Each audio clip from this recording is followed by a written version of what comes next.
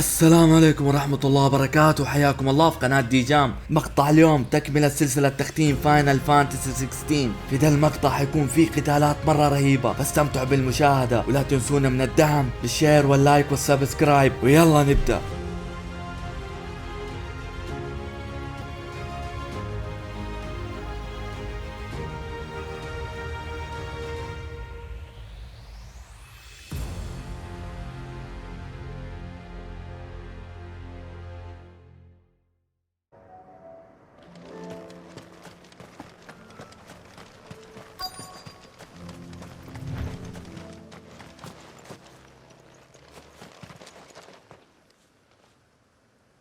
Damn it. Ember, draw your sword! I can't! Then run! If you want him, you'll have to go through me. Sword!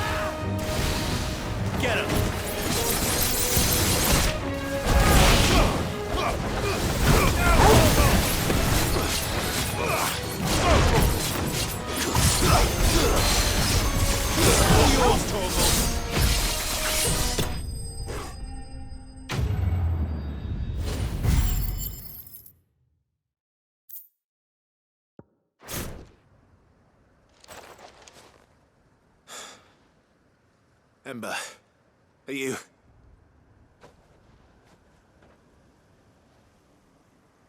gone?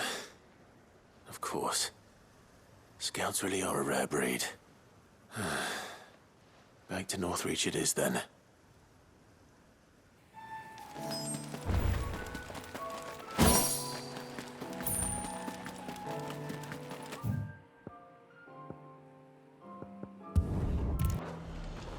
A fortress?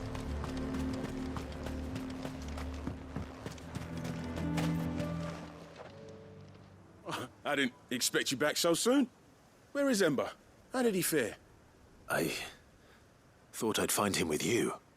He must have fled. I followed him to Eastwatch, where I found him being set upon by a wild Avis. He was just standing there. Didn't even draw his sword. I had to step in and take care of things. But by the time I had, he was nowhere to be seen. I assumed he'd set off in your direction, but apparently not. I'm sorry, Sid. I knew the boy had a nervous streak, but he seemed like... The right man for the job? I believe this is the logbook you tasked me with retrieving. Hey? How did you... Don't you tell me you breached the tower while Sid was busy saving your skin. What? Wasn't that what you asked me to do? To bring the thing back without getting caught? He has you there, Nazaire. And he did it all on his own. But Sid, he did what he thought was best. And now I have to decide whether I agree. Of course. We'll await your evaluation back at the hideaway. Don't you leave my sight. Yes, Sergeant.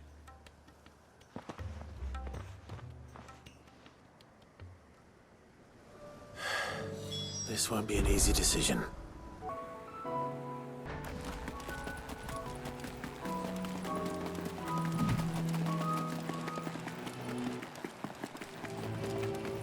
the Dame have to say about all this? I would speak with this Duke.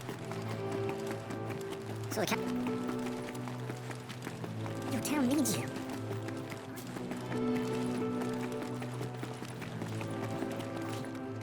Do you have a moment, Clive? What is it? It's the Duke, unsurprisingly. His Eminence has assumed full control of the garrison and put every able-bodied man to work on the fortifications. The town was left all but unguarded, so Philippe was compelled to form a citizens' watch to fill the void. And though my dear boys have been characteristically willing to assist him in this, they want for bodies. So I was wondering if you would lend them your strength, that the people of Northreach might sleep easier, if only for a few nights. Of course. Whatever you need. Thank you, Clive. What would I do without you? Philippe told me he had men stationed at... Where can I find the mistress of this establishment? Here, my lady. To whom do I have the pleasure of speaking? My name is Sabine, and it is my displeasure to be the daughter of the Duke of Oriflamme, who I understand is causing you and your town no small amount of trouble. I wish to speak to you about what might be done. Very well. Let us speak. I trust you'll forgive me, Clive. Absolutely. Our conversation can wait. Please, proceed. As you know, my father is a most overbearing and supercilious man, and I join you in objecting to his every action. Indeed, I owe you my thanks for continuing to argue against his reckless plans. Yet I fear he is not one to be swayed by reason. No. He must be made to face the consequences of his actions. And who would make him do this? I would. Myself and several other like-minded individuals. Were you to join us, we would surely have the strength to drive him from Northreach for good. Does that not seem a trifle... drastic? Drastic action is precisely what is called for. Unless you are content to see your people downtrodden and dispossessed. My father would have it that citizens exist only to serve the Empire. That they should be forced to make every sacrifice to ensure her revival. But he is wrong. It is not the people who must serve the Empire, but the Empire who must serve her people. He's always been like this. Scornful of the opinions of anyone he judged beneath him. But he cannot be allowed to ride roughshod over the common folk any longer.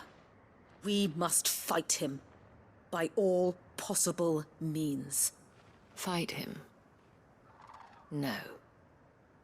My purpose is to quell the tension in Northreach, not to stoke it. Respectfully, my lady.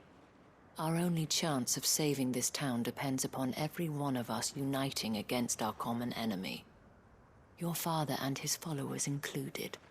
While I understand your frustrations, I cling to the hope that he may yet be won round. False hope, I assure you. But I see that your mind is made up. I shall bother you no longer. If you will extend me the same courtesy, I bid you good day. She certainly has spirit. Indeed. But unfortunately for us, that spirit is only likely to harden the Duke's resolve, which may be enough to seal the fate of this town. Not that she cares. This is all about her and her father.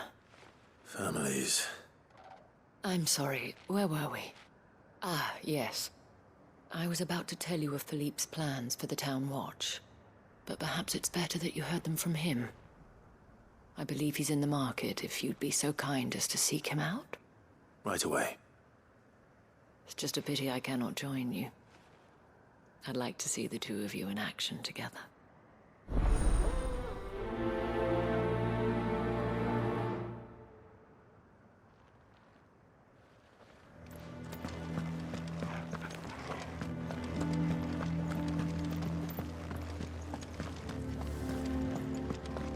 Your town needs you.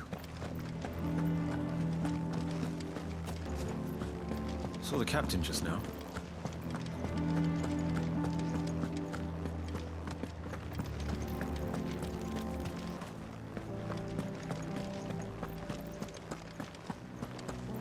This is my father's store. So you are content to abandon... Please, I beseech you. If you are a true son of Northreach, you must fight to defend your home. That's exactly what I am doing, milady. Or trying to, at least. The land is crawling with fiends, and someone has to keep watch. Even when our true enemy is hiding in the garrison? Fine. You're not the only able-bodied man in Northreach. Thank you so much for your help.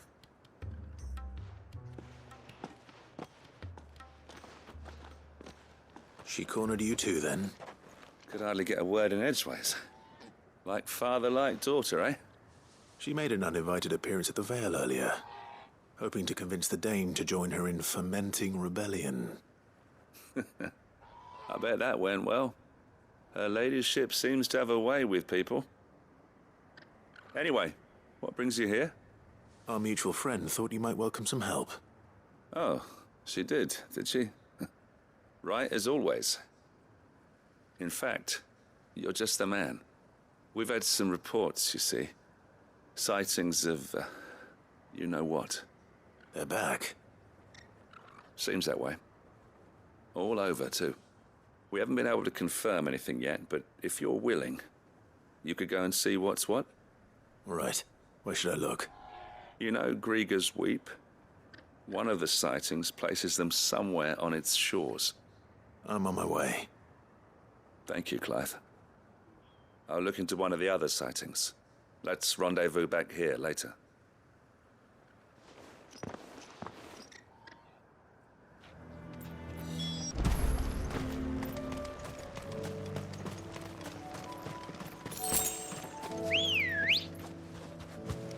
Good girl.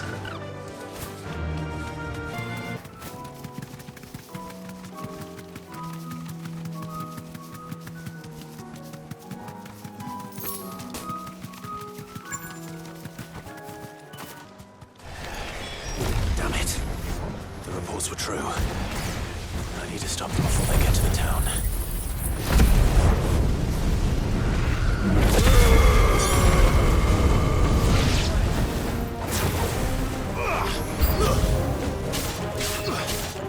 Get him!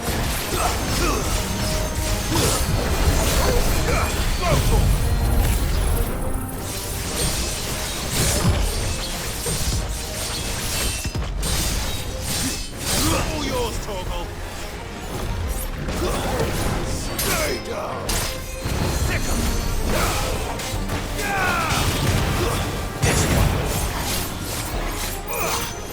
Get him.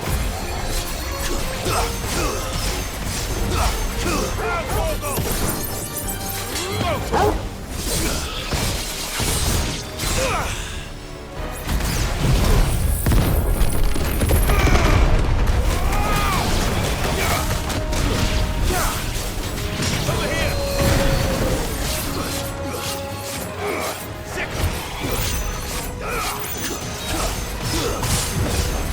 All yours, Torgal.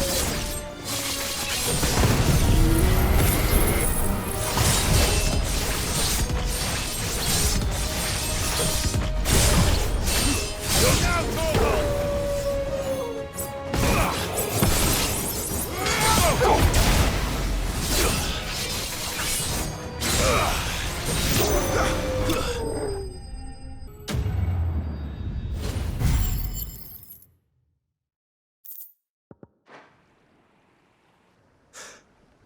Call that a test, Ultima? Clive, it's me. Are you all right? I am. But it seems the reports were true. The thralls have returned. I dispatched the few that I found, though. Well, that's something, I suppose. But what were they doing south of town? They all came from the north last time. We might be able to fend off an attack from one side or the other, but from both? Do you have eyes in the north? Some. I should probably go and have a look, though, just to be sure. You head back to Northreach. I want you there just in case war breaks out while I'm away. What do you mean? Her ladyship's been busy working her magic on the townspeople, stirring up ill feeling towards her father. She'll have her marching on the barracks if we're not careful. What? This is exactly what the Dane was afraid of. I'll do what I can to calm things down. Be careful out there, all right? Don't worry, I'm not like you. One sniff of those things and I'm running back to town screaming blue murder.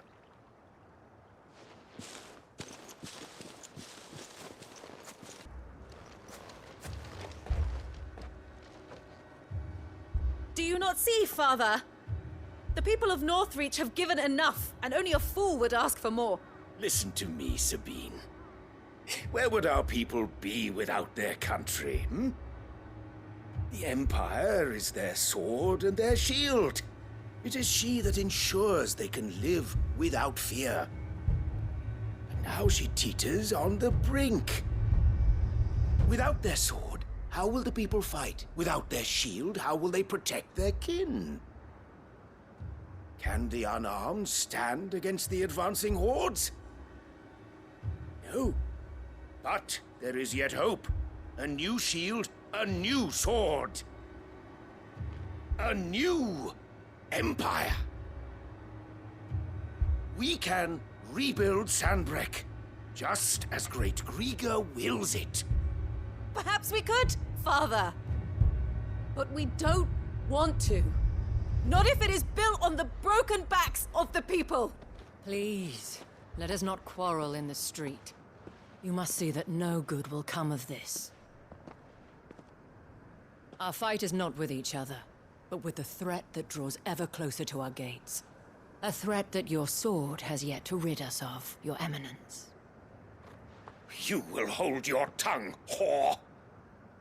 You may have filled my daughter's head with your heresy, but I will not be corrupted. Corrupted? Your daughter's opinions are her own, as you would know if you had ever deigned to listen to her. At least I hope they are your opinions, and not posturing born of a family feud.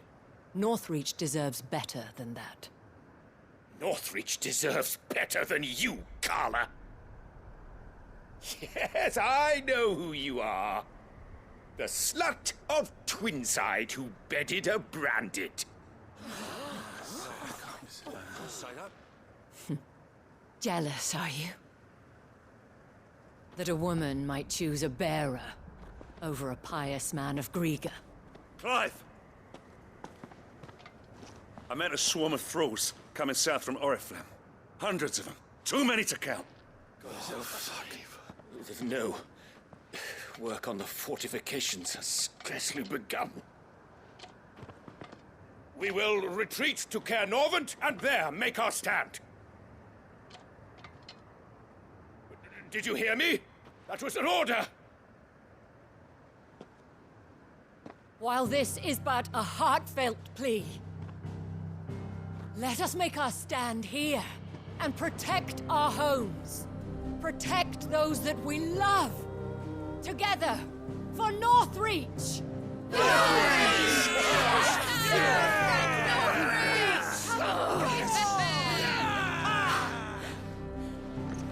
You heard the dame. What are we waiting for? Pikemen to the gates. Archers to the roofs. Quickly, come on!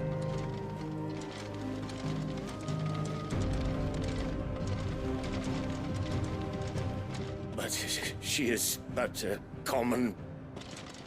Whore, yes. And we'd follow her to the gates of hell.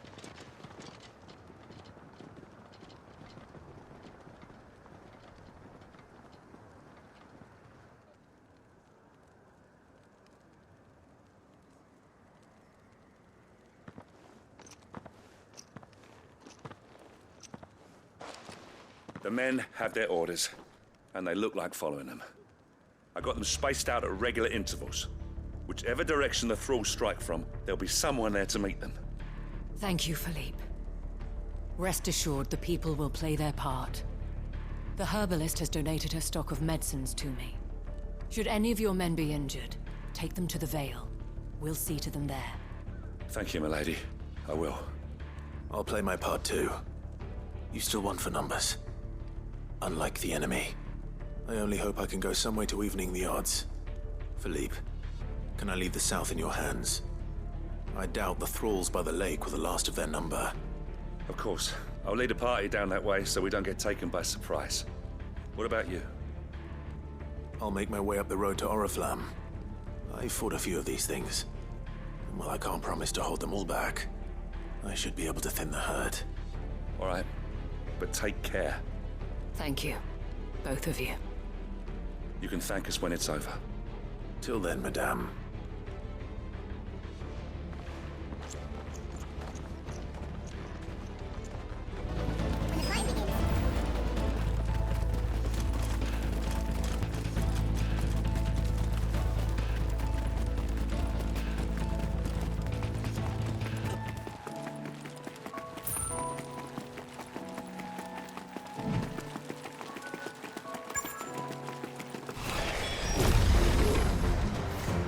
There are so many of them. Not for long.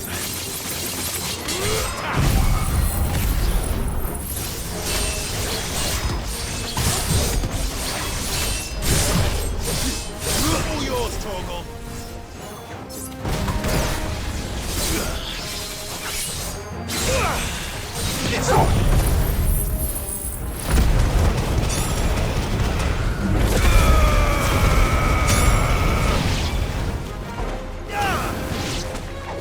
Is it over? No. It's only just begun. Get him.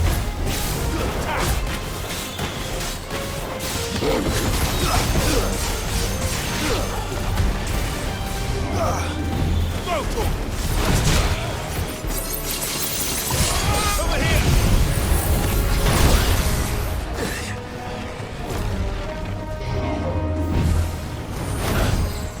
Get him.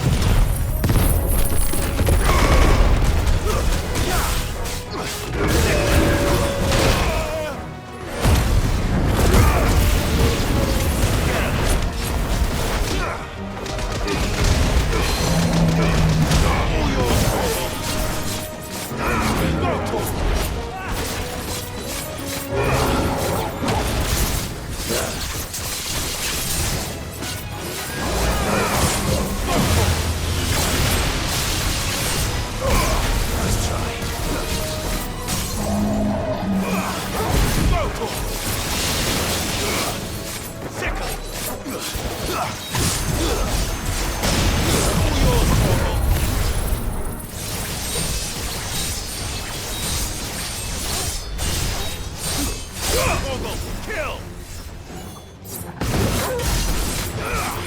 This one. Get him!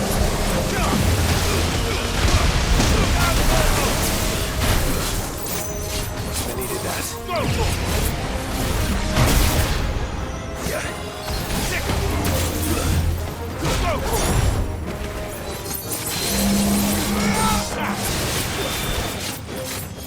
Sick him! Let's try. Go for it! Get him!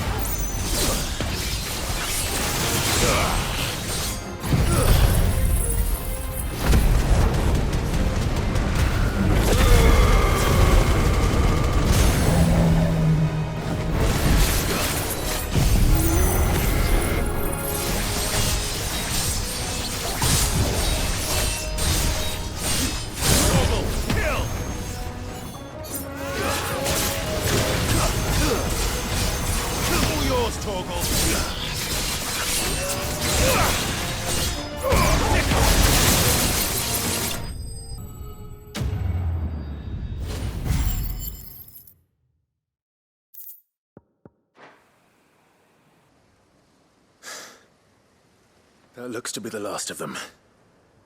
I wonder how the others fared. Better hurry back to town. Come on, Torgal.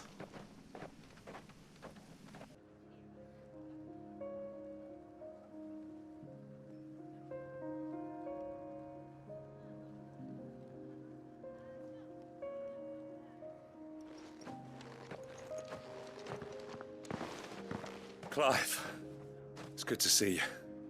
And you. The road to Oriflamme is clear. How did you and your men fare?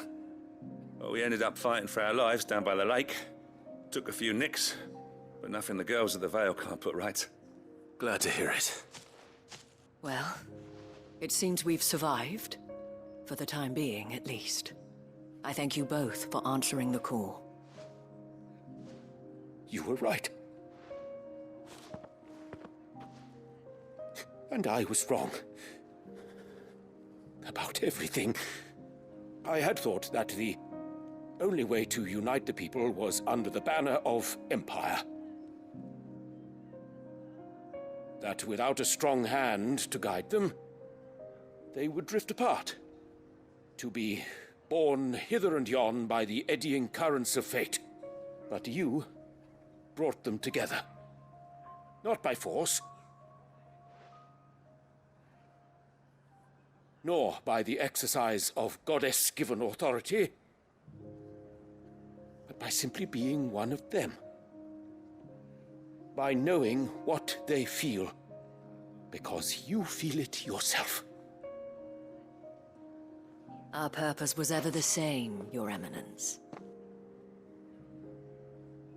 You were merely distracted by a loftier vision of empire and glory, while our eyes beheld matters closer to home. You have the right of it again, as did you, Sabine. His radiance said it himself. Sanbreque is naught without her citizens. I forgot that. And I am sorry. I'm sorry too, Father. I should never have taken things so far. I only wanted you to understand how the people felt. How I felt. But my anger got the better of me. Do not blame yourself, my dear. This was my doing. I should have listened to you. To all of you. Your Eminence, your Ladyship, I do not doubt that you came here with the best of intentions. But I believe the same could be said of us all. We all want safety, security, prosperity. Not just for Northreach, but for the entire realm. And we may yet achieve it. If only we work together. Will you join us in this? Yes. We shall. Thank you, Your Eminence. Now that that is settled, I must go and see to the wounded. The Vale's doors are always open to any soldier in need of relief. And today there are more than ever before.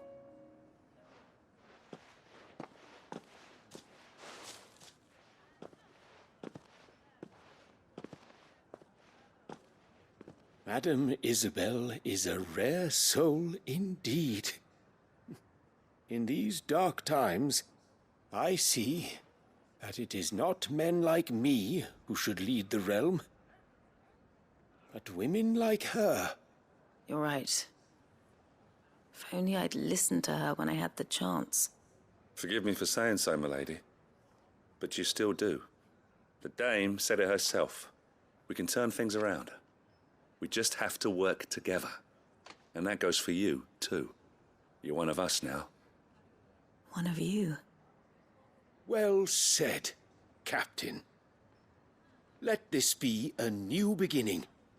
Not only for Sanbreque, but for us.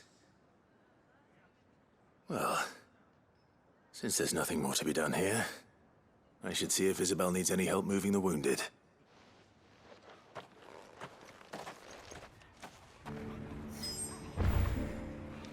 Can we get you anything? There's no need to worry any longer. I saw several soldiers being carried to the Vale. How goes the treatment of the wounded? I'd be happy to man one end of a stretcher if it would help. You've helped quite enough for one day, Clive. Thank you. Don't mention it. Oh, but I must. After all you've done for this town, it is the very least you deserve. Tell me, if Northreach had fallen, what would you have done? A woman of your means could find a home anywhere in the realm, but I sense you would rather have died here. It's a long story. For you, madame, I have all the time in the world.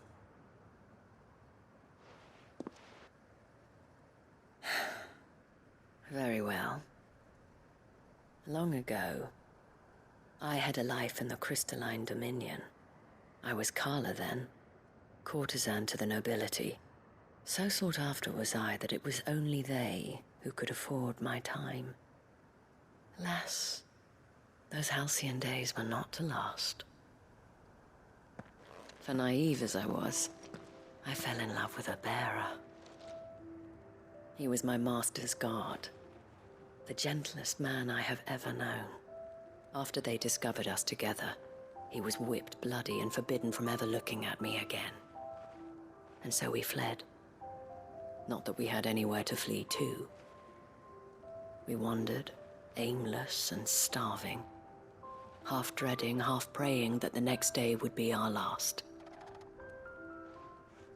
Until we found ourselves here, in Northreach. It was the Veil that took us in, that fed us, clothed us, and healed our hurts. Those that could be healed, at least. My love was already too far gone. He passed away. He did. Not long after we arrived. But at least we were able to share a few moments of peace before the end. It was the greatest gift I have ever received. But the generosity of this town and her people did not end there. The men and women of the Vale supported me through my grief. Shared in it, though I was still a stranger to them. They treated me like a sister. And so I swore that I would always do the same. That I would return the kindness that Northreach showed me. That I would repay my debt to the Vale.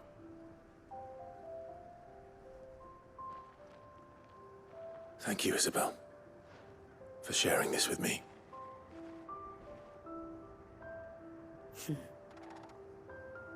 You're a lot like him, you know. Perhaps that is why I have such a soft spot for you. Never stop fighting, Clive. And I shan't either. I know that it will not be easy to keep Northreach together. But our efforts will be rewarded. Just look at us now. The people, the soldiers, even the Duke of Oriflamme and his daughter, all united in defense of this town that we have come to call our home. And what of you? Can we count on your support too? Always.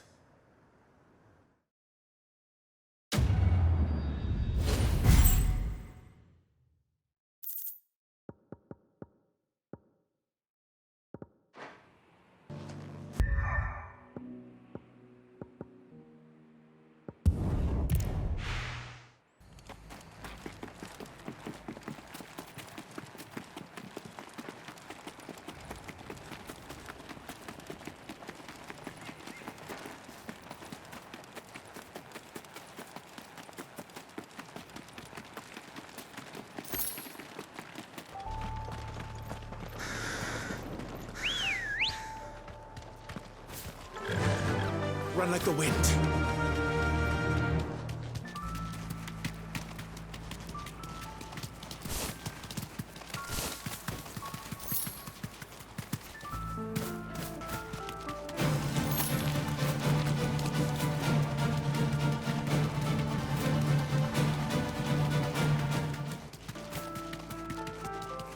Might this be Mickelberg?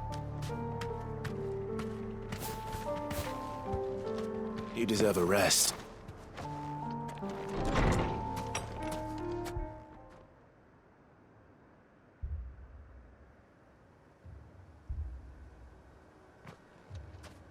These people aren't turned.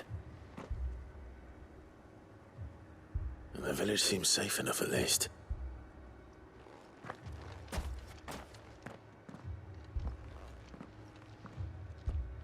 What is going on here?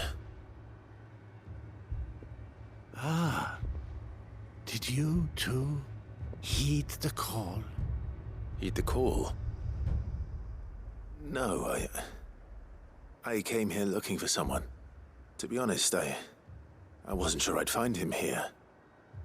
let alone all of you. Is that so? What are you doing here? Is this where you live? It is my home. The others, they heeded the call. You keep saying that. What do you mean? They came here to perform the rite, just as King Barnabas instructed. This village is their altar, where they shall cast their shawls upon the gentle waters and give themselves to the Lord. Give themselves? Oh, Lord, cleanse us of our sins. Let us be reborn in your loving arms. Free us from the torment of this mortal realm. They want to be saved. Forgive me, but did another foreigner like me come here? He was probably wearing a cowl. You mean the traveler from Storm? Yes. He's staying at my house, toward the rear of the village. Thank you. If you don't mind, I'll go and greet him. They seek the same salvation Barnabas did. At least the third chair still lives. Let's go and find him.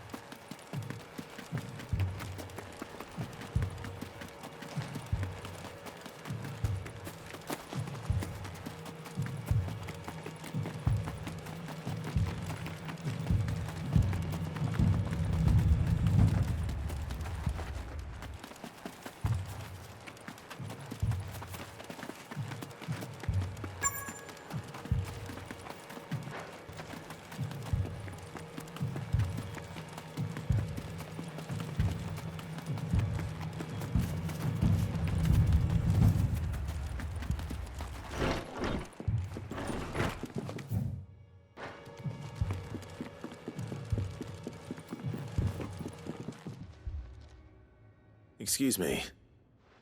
Are you with the Undying?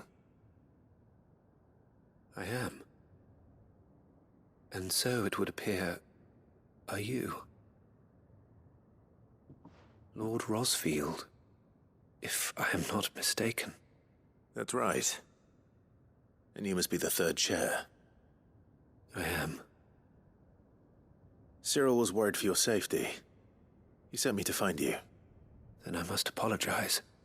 I did not mean to trouble the bearer of the burning quill. Much less you, my Lord Marquis. He said that you had failed to report. Is there a reason for that? I came here to study the followers of this new faith.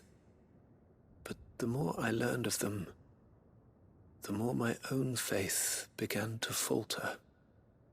You have seen them at their prayers, have you not? They devote themselves to the veneration of their Lord with a fervor I have never seen before. Praying night and day that they might be rid of their wicked wills and reborn in their Saviour's light. Not that they might be granted respite from their worldly woes, but so that they might continue to serve him. Serve him with all of their beings. I, too, swore to devote my life to the service of my Lord and Master, but this... 'tis different. It is more. And so I would see it through to the end. See these people safe, that they might achieve their dream. That they might do their duty to their Lord. Even if it should keep me from doing my duty to mine.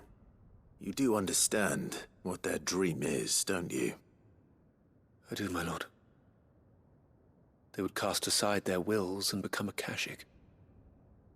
I know that it may be hard to believe, but to these people, that is the very essence of salvation. Forgive me, my lord, but I must remain here. If you are to return to Master Cyril, I would consider it a great... Did you hear that, my lord? Something is happening. I'll go and find out what. Stay here.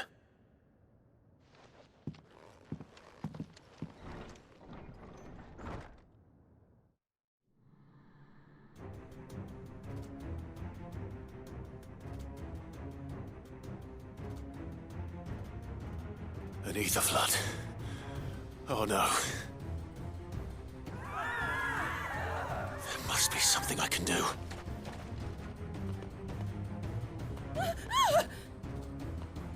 Echoes as well. Found her.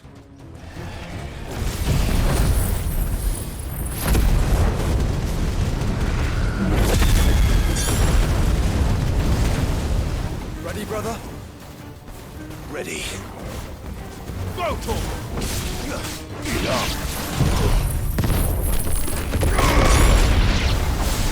Get him! Go, Tom! Get him! Go, Tom!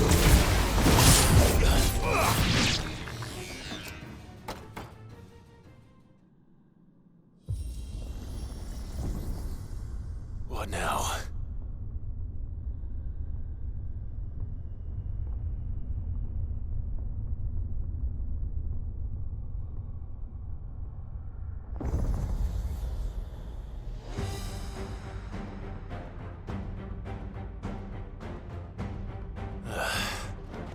We meet again. I've killed your kind before.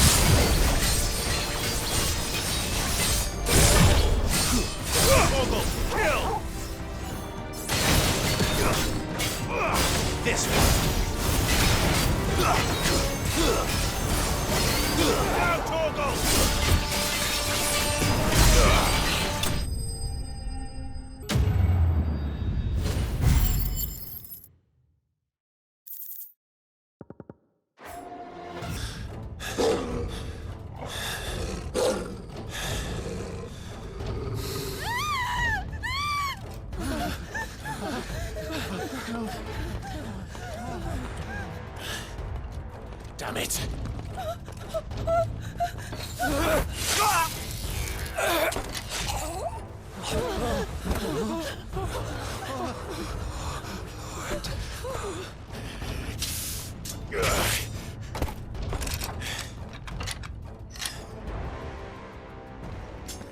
Don't you die. Come on, speak to me. I had to save them, that they might have a chance to find true salvation. By devoting themselves to the service of their Lord. Just as I did when the Undying plucked me from the gutter and gave me a cause to believe in. A duty to serve was everything to me, and I would not deny them that fulfillment, even if they must become a Kashik in order to achieve it. Forgive me, my Lord Marquis. I did not mean to trouble you with this. My findings. Could you deliver them to Master Cyril for me? Of course. Your duty will be done.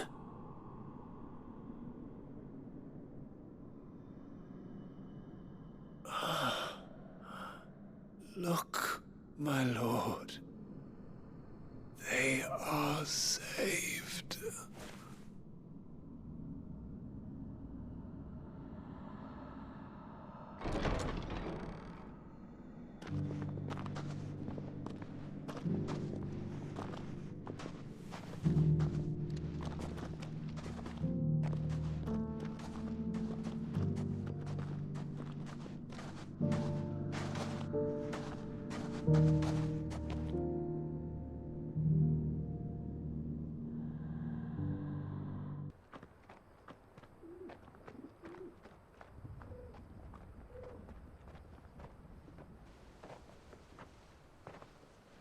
They are saved. Founder. I should get this report to Cyril.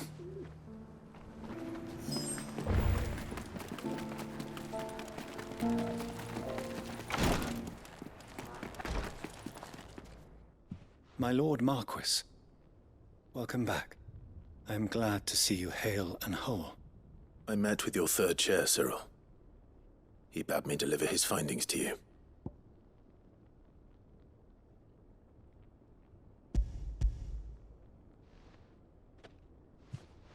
Thank you, my lord. He remained in Ash? He died protecting the villagers from an echo. I buried him in Mickelberg. I'm sorry that I couldn't save him. If you could not save him, no one could. The villagers, they were believers in this savior cult. They prayed to their god that they might be unburdened of their wills. Then an ether flood came, and their wish was granted. Your brother sacrificed himself that they might live, even knowing that that life was death by another name. Then he perished defending liberty. A hero's end. For the right to choose how one dies is no less sacred than the right to choose how one lives. Sid would agree. He wanted to build a world where people could die on their own terms. A noble ambition. To die for one's cause is the most perfect expression of one's faith. It matters not how misguided others might judge one's decision to be, only that the decision is one's own. We live according to the teachings of our order. We believe in them, we protect them, and yes, we die for them. For better or worse, that is our creed.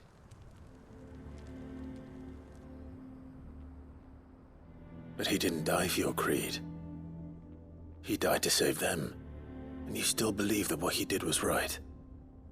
I believe that he believed it was. We of the Undying are not slaves, but willing servants. And this was his will, the ultimate expression of it. All right. I'd like to know this man's name, Cyril. To know the names of all the Undying who've fallen in the line of duty. They died serving my house. It's only right that I remember them. That is my duty. Of course. I shall fetch the Book of Martyrs at once.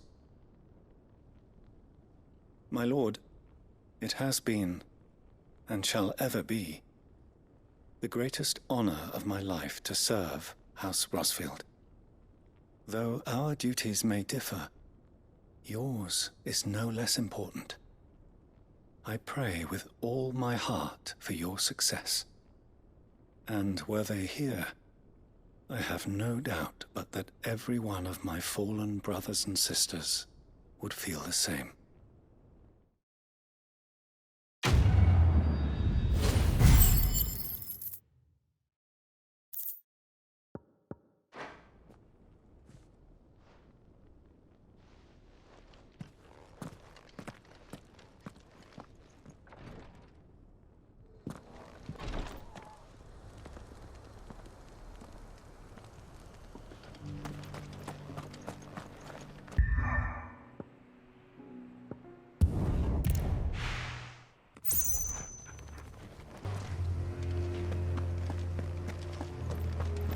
Doris is waiting for me near Balmung Dark.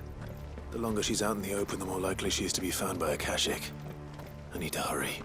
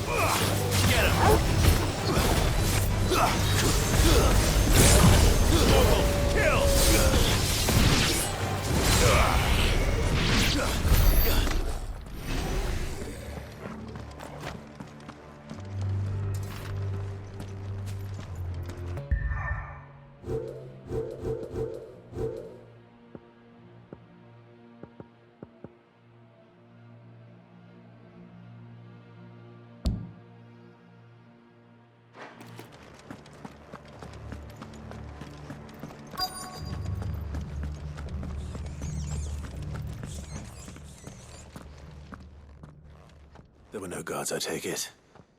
None manning the gates, no. It's a different story inside, though. The corridors are crawling with Akashic.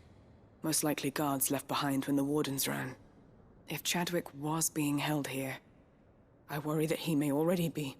Don't give up hope just yet. But let's move quickly. Let me check the ground floor. The ether stick is there. Then I'll search the upper level. Good luck, Sid. Stay safe.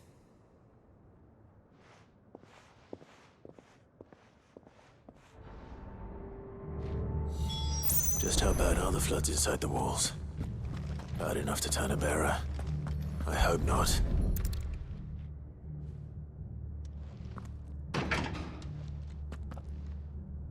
Locked up tight.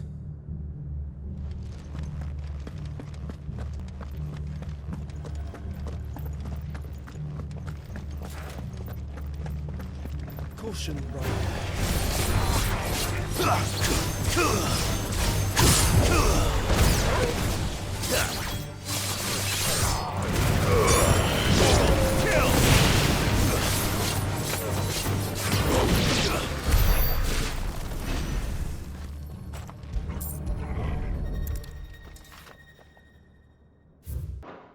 So this place was no ordinary prison.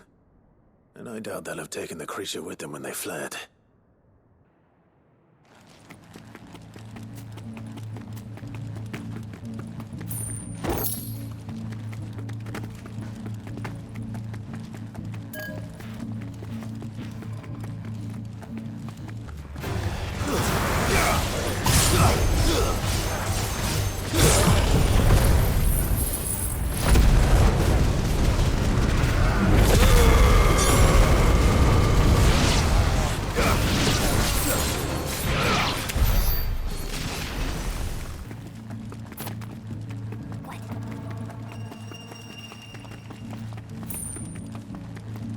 No sign of any bearers yet.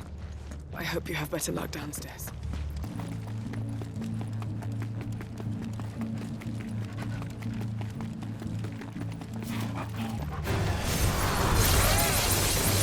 This one.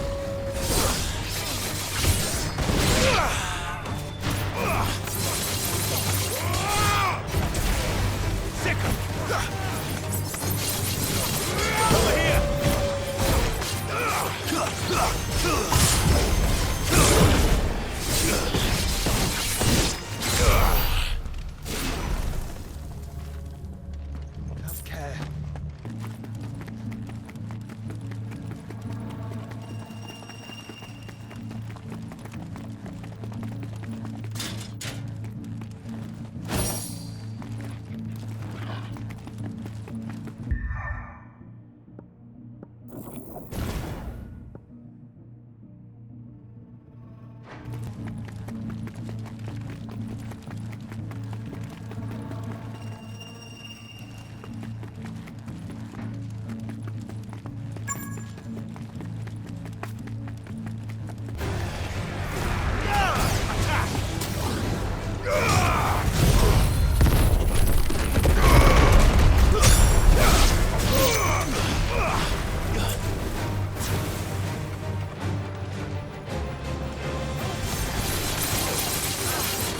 This one.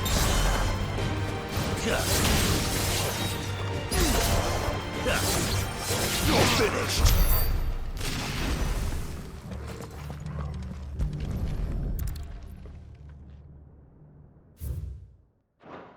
Minimal loss of Waluda lives. And what happens when they run out of bearers? Even the Imperials take better care of their branded than that.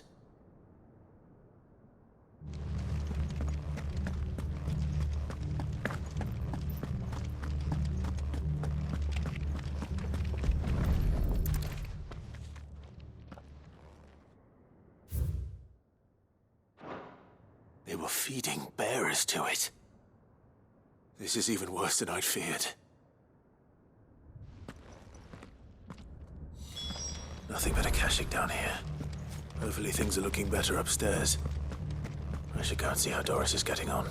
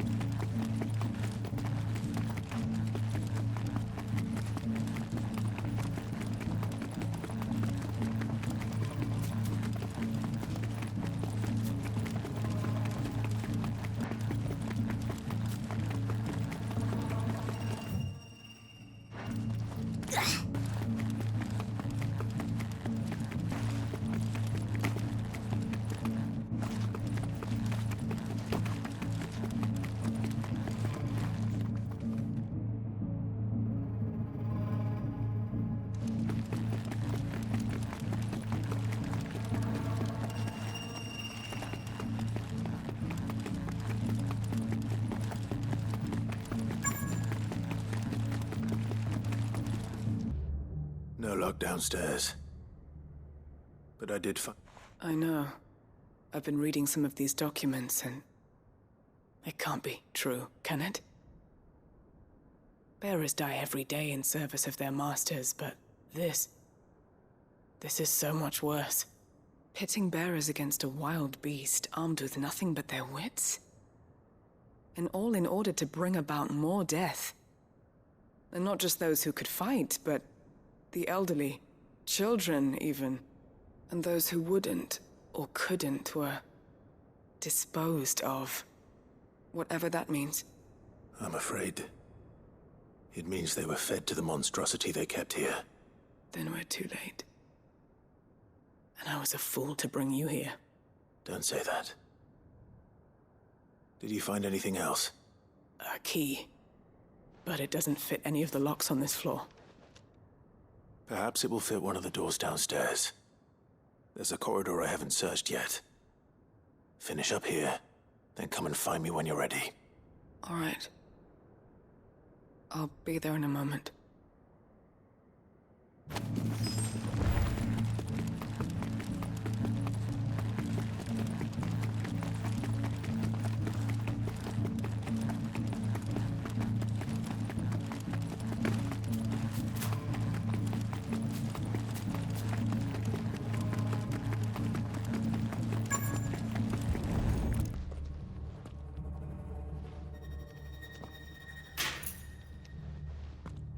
Let's see what we can find down here.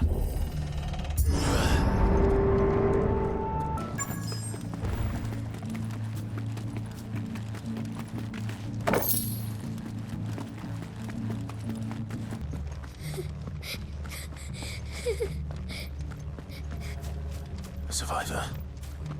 And she sounds close.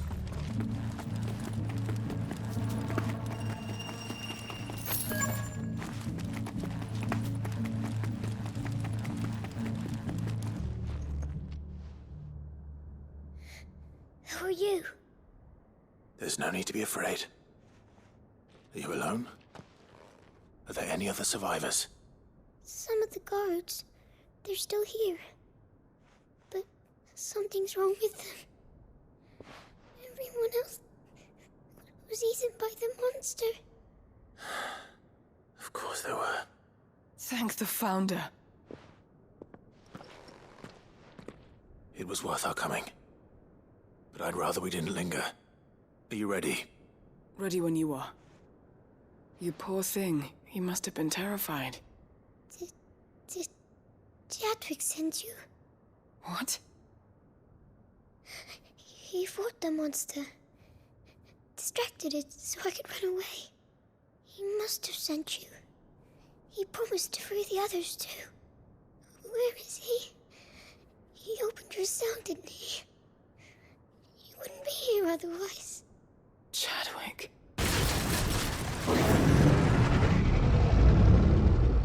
Was that? Monster's back! Chadwick, help! We have to get out of here. Doris, keep the girl safe. All right. You put that bearer-eating bastard in the ground.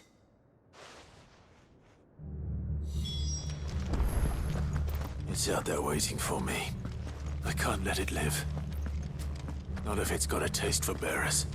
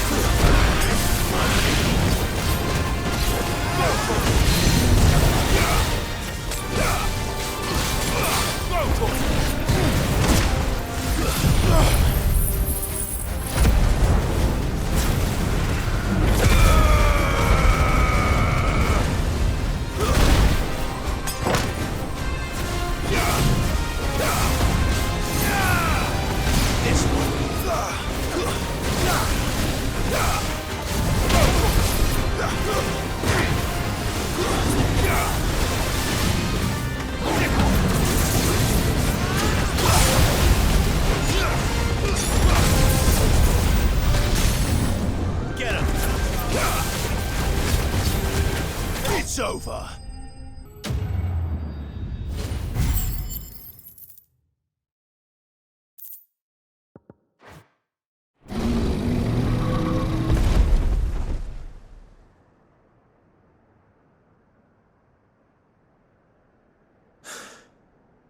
Finally. Sid, are you hurt? I'm fine. I think.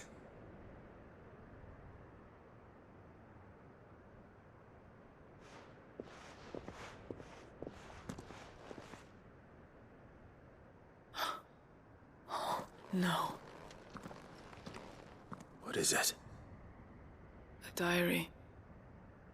I gave it to Chadwick before we went our separate ways. He was here. Do you think that creature? I'm sure he fought bravely to the last. The girl is safe thanks to him. Chadwick. You fool. Come on. We have to get her back to the hideaway. We don't want his sacrifice to have been in vain. No. Of course not. I'll see that she's looked after from now on. It's the least I can do.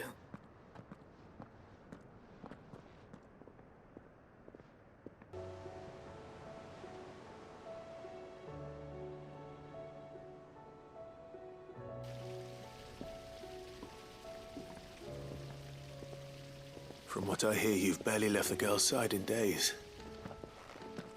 I hope she's recovering from her ordeal. She is. Slowly but surely. She's far tougher than she looks. I thank the flames we found her. If we hadn't...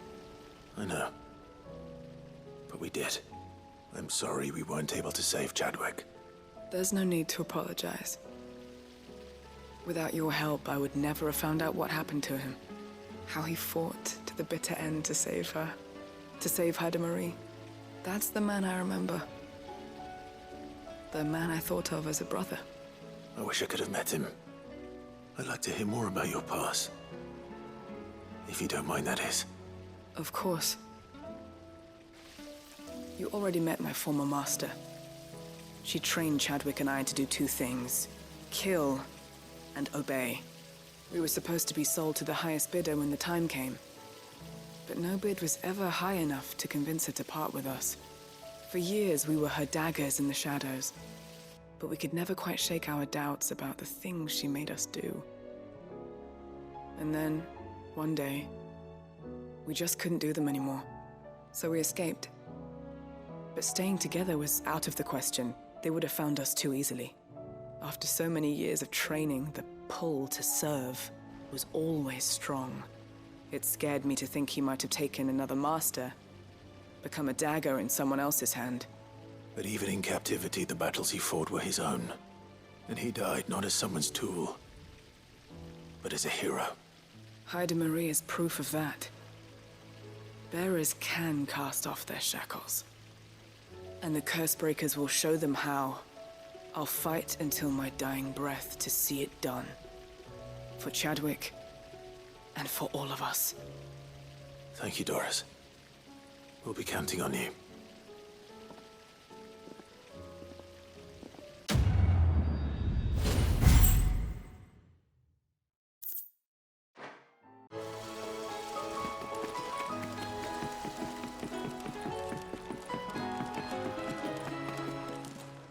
How are you doing? Anything catch your eye? Always something in there. How may I help you today, Clive? All yours. Come again. I may have more for you.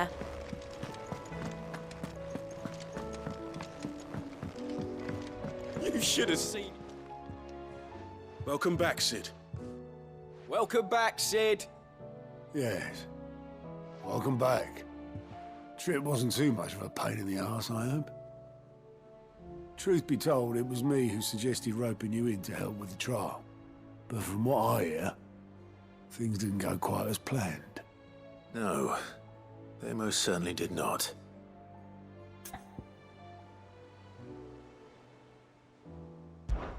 Ember lost his nerve in the face of a beast of prey, but he didn't lose heart. He pressed on, and he achieved his aim. And is that not what we ask of our scouts? Indeed it is. Thank you for your honest appraisal, Sid.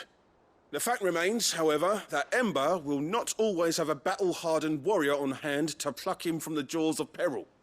All I have gleaned from this trial is that without someone watching his back, Ember is little more than a liability. Wait, Sergeant. Ember still has much to learn, it's true. And this time he was found wanting. But I'd say he's due a second chance, nonetheless. After all, he did do as you asked. With a bit of hard work, any hand can be made to hold a blade, and any mind can conquer its fears. But a scout's nose is different. You've either got one, or you ain't. And by sniffing out that log, young Ember here has shown he has a conch and a half. Wouldn't do to waste it now, would it? Fine. One more chance. I'll do whatever you ask. I'll spend my days and nights in the pit if I have to. I'll show you. Just you wait. Daft as a brush, that one. But his heart's in the right place. Just like someone else we know. And if you ask me, we've been leaning on him for far too long. That time the curse breakers took some of the weight off his shoulders, I reckon. It couldn't hurt. Just don't tell Gav I said so, will you? I won't have him thinking he's been hard done by. Next thing you know, he'll be asking for a day off. Chance would be a fine thing. Back to work. Forgive me, Sid. This did not play out as I expected. Things rarely do these days. But that's why we need men like Ember more than ever. Men who can make the best out of a bad situation. Remember that. I will, Sid. Thank you.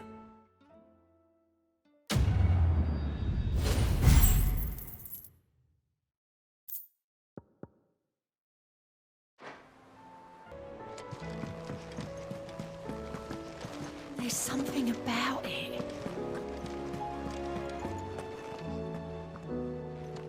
Uncle, I bring good news. The Field Marshal has agreed to your plan. Ha! Of course he has. I didn't doubt you for a moment, dear boy.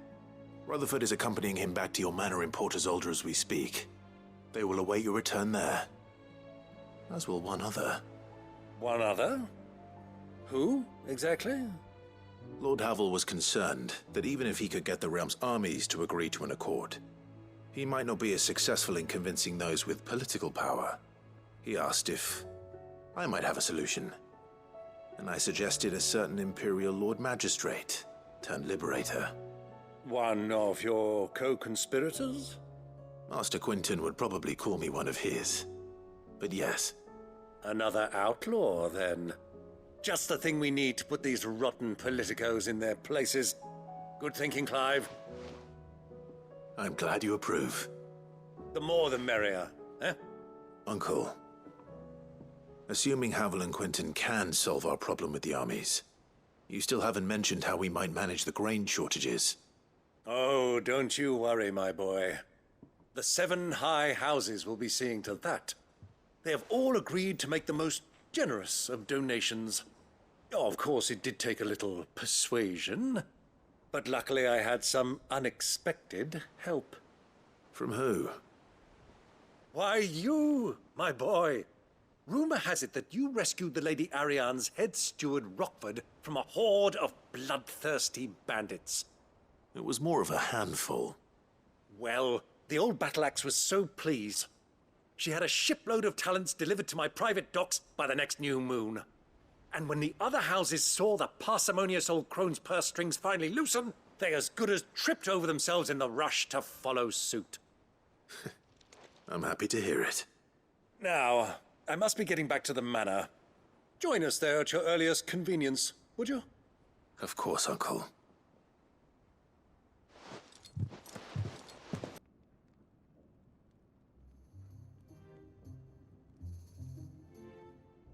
And how, pray tell, will we get that grain to the capital if the roads are still overrun with Akashic? You'll find another bloody road. I only have so many men, and I'm not about to send them headlong into an ether flood. That is, unless you'd have them turn as well. Well, I'd certainly eat less. Says the man with a belly bigger than a band of curls. My soldiers actually need their rations. Without any food to keep them going, they'll be dead even before you've sent them on your fool's errand. If I may, gentlemen, perhaps I might suggest an alternative approach. Though supply routes are indeed disrupted, there is no shortage of ships. Indeed, they bob away in every bay from here to Randalar, awaiting a safe haven. Allow them to make port and fill their bellies full of grain. And once those who crowd the cities are fed, ferry the displaced back to the countryside to work the fallow fields. But I'm sure that you wish to continue your discussion. Forgive the interruption. Two such firm friends as yourselves need no help from the likes of me. Rutherford spoke fondly of the great bond between you. Us? Friends? I can't stand the man! Clive, I'm beginning to question the quality of the company you keep. And what kind of company were you expecting him to keep? The man's a criminal! Criminal? How dare you? You are not fit to breathe the same air as this fine, upstanding young gentleman. Upstanding? He calls himself Sid the Bloody Outlaw! Once more unto the breach.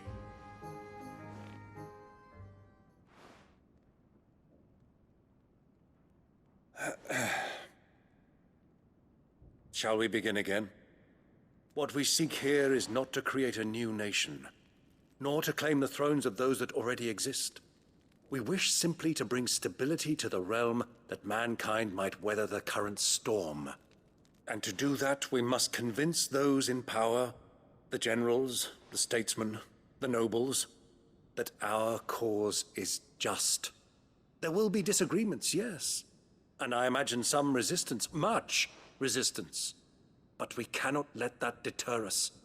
If we show them the path, show them that we walk it ourselves, then I am confident they will follow.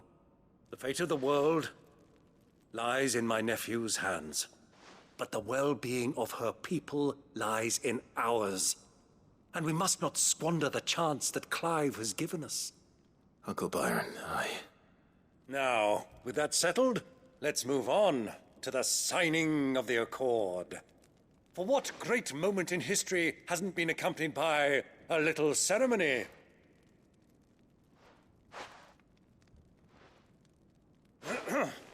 Citizens of Valisthea, I present to you the Triunity.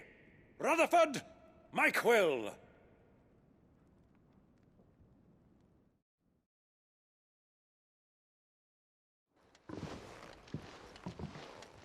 Well, my boy, the stage is set. That it is. This is the role you were born for. Now I ask only that you trust in the talents of your supporting cast. We shall play our parts to the best of our abilities, that you might have the opportunity to shine. The realm needs its Sir Crandall, and there is no better Crandall than you, Clive. I want you to keep this signed accord as proof of our faith in you. I will. Thank you, Uncle.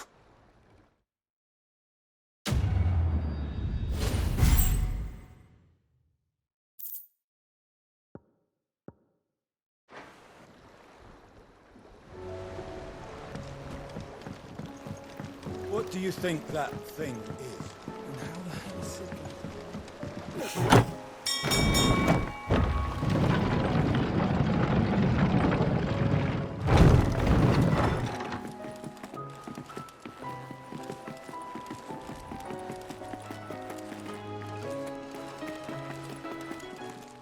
Clive, going purse weighing you down?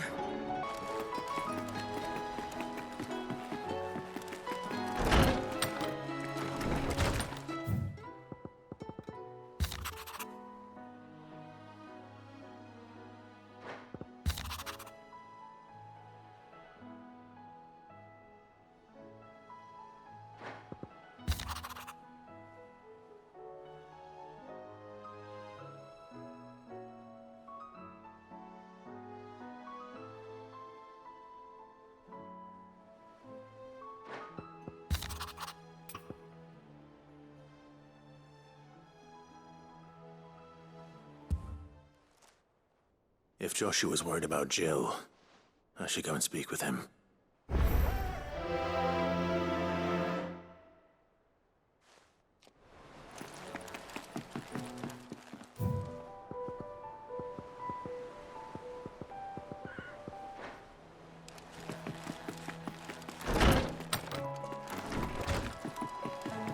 There's the skies.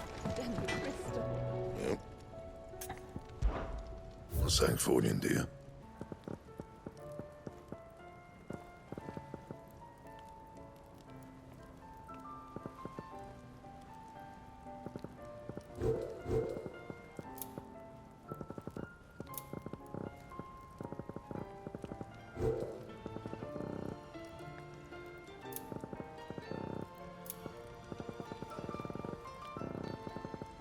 Anything else?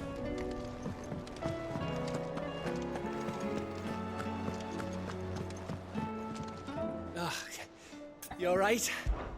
Something troubling you? No more than usual. It's just...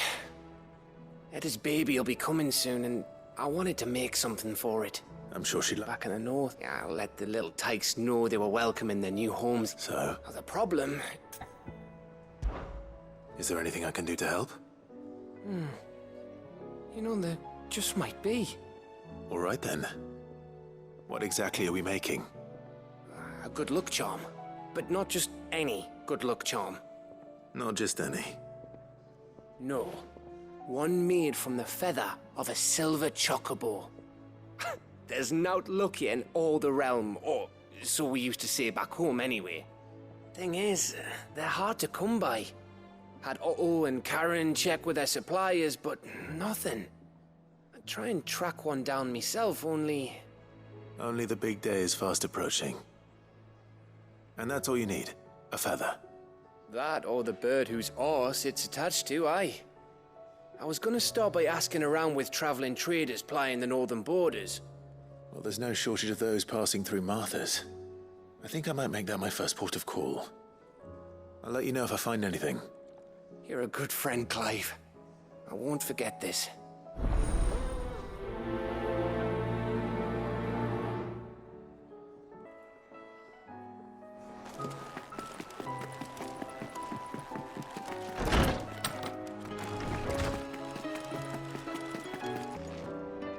Ah, Clive, my boy. What a pleasure it is to see you. Harpocrates. There's something I need to ask you. I've been charged with locating a book called From a Distance. Then you seek a rare gem indeed. One whose name I had not thought to hear from your lips. You've been talking to Vivian. Right as always.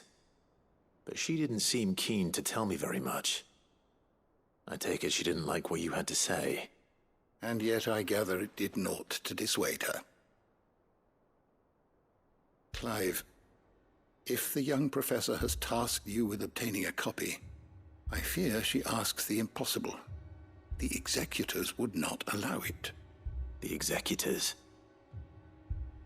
Coveters of Secrets. A clandestine organization committed to the collection and intenebration of forbidden texts and technologies. One such text being the tome Vivian seeks, chronicling as it does the true history of the enslavement of bearers. A tale which could overturn the established order were it ever to become widely known. Or, so rumor has it. I've never actually read the thing, or even set eyes on it for that matter.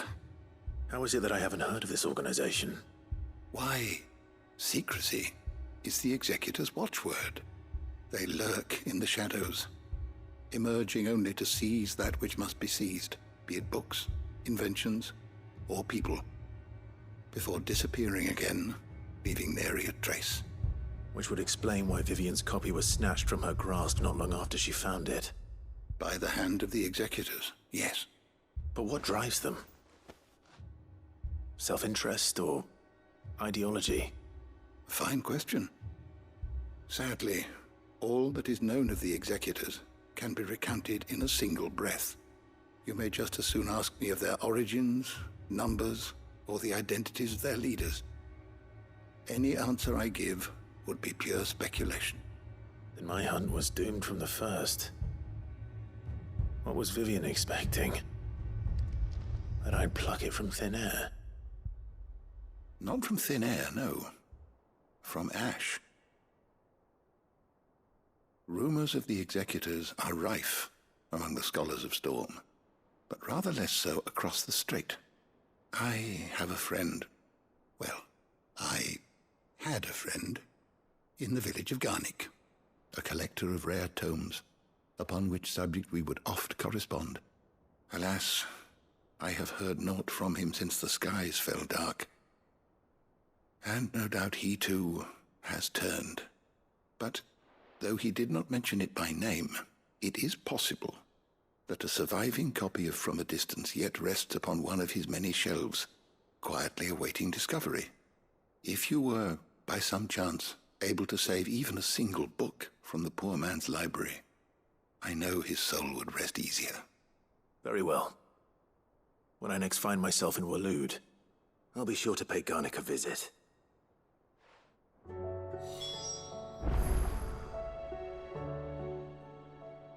I was wondering when next you'd visit. Having never visited, I make no guarantee that you will find what you seek there. Only that it is the best, and perhaps the only, place left to look. I don't believe you've read this particular chapter before. You wish to study the tomes?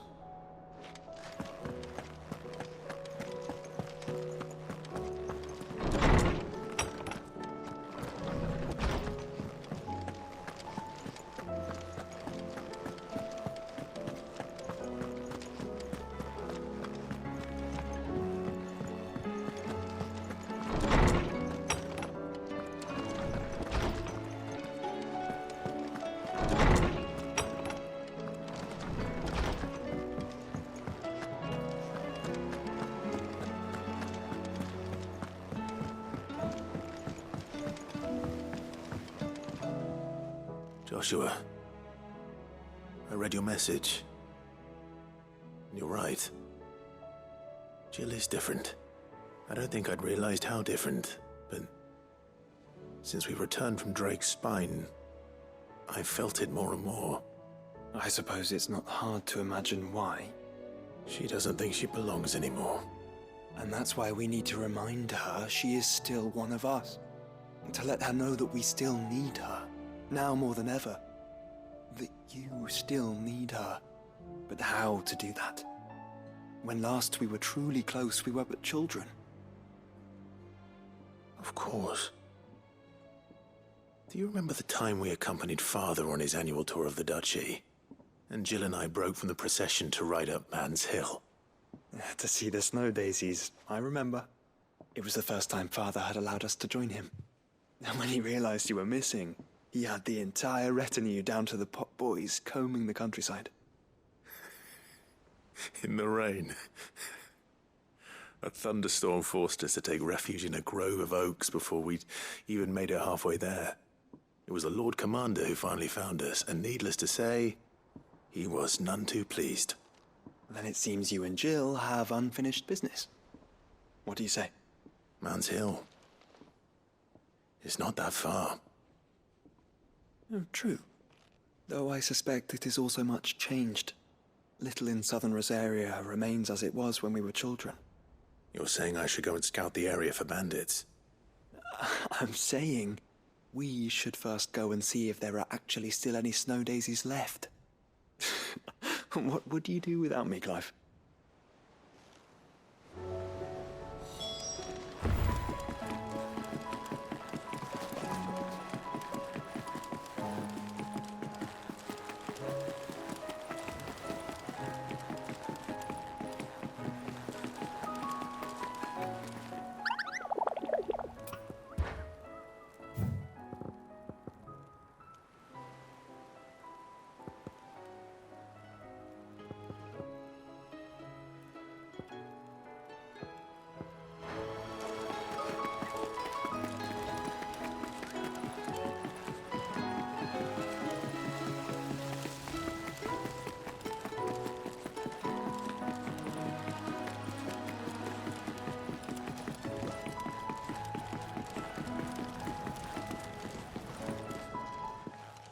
Mid, if you have a... That's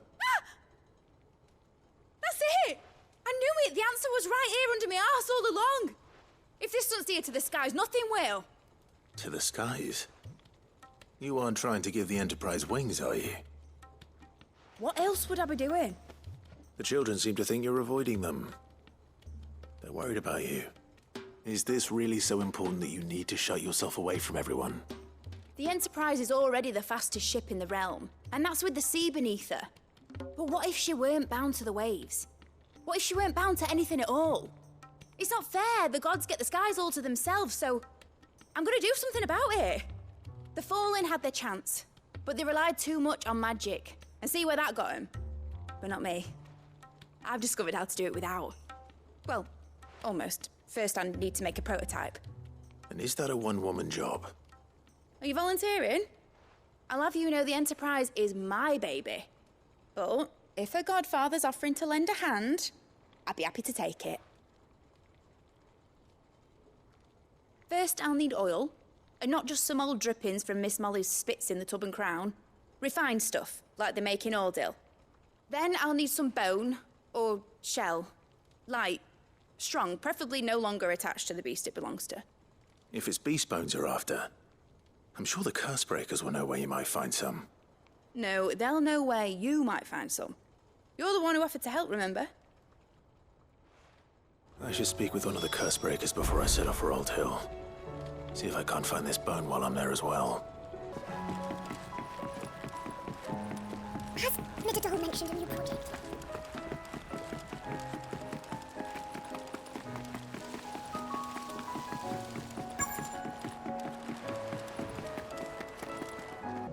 All right, Sid.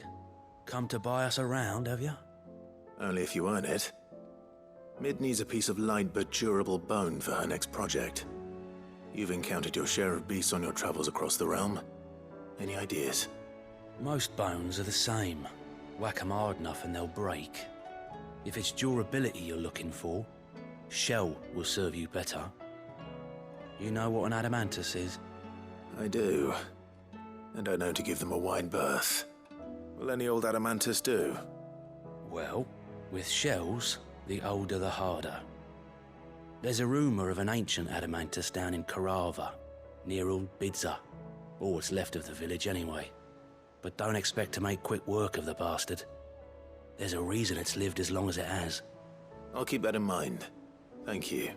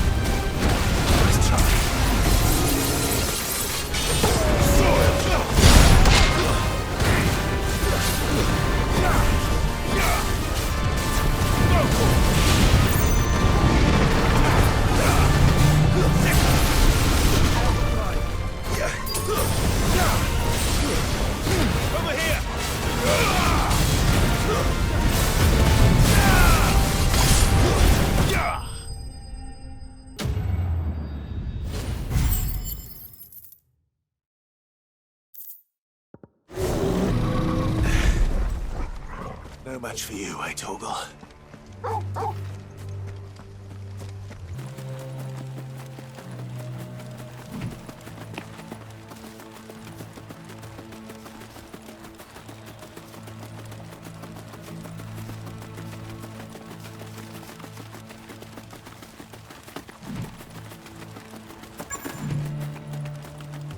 The entire village looks abandoned. Now, which house would a bookworm live in?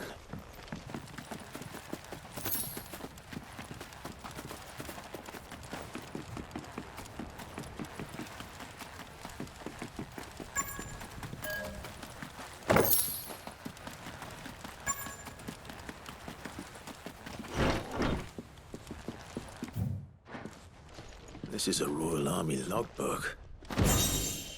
Did he take this from... His interests were certainly varied.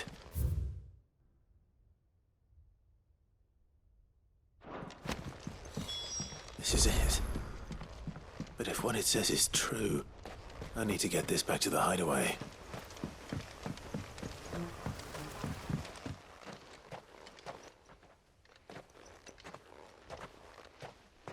Leaving so soon, stranger? We've been watching you. From a distance, so to speak. Subtle. I know who you are. Then we need not waste time on introductions. Hand me the book. Leave it in our care and return to your life. Your care? Do you mean to burn it or bury it? That is not my decision to make. But by one means or another, its contents shall be removed from the common record. Then I'll have to politely refuse. I won't let you erase our history. Then we find ourselves at an impasse. Very well. The book can just as easily be pried from your dead hand.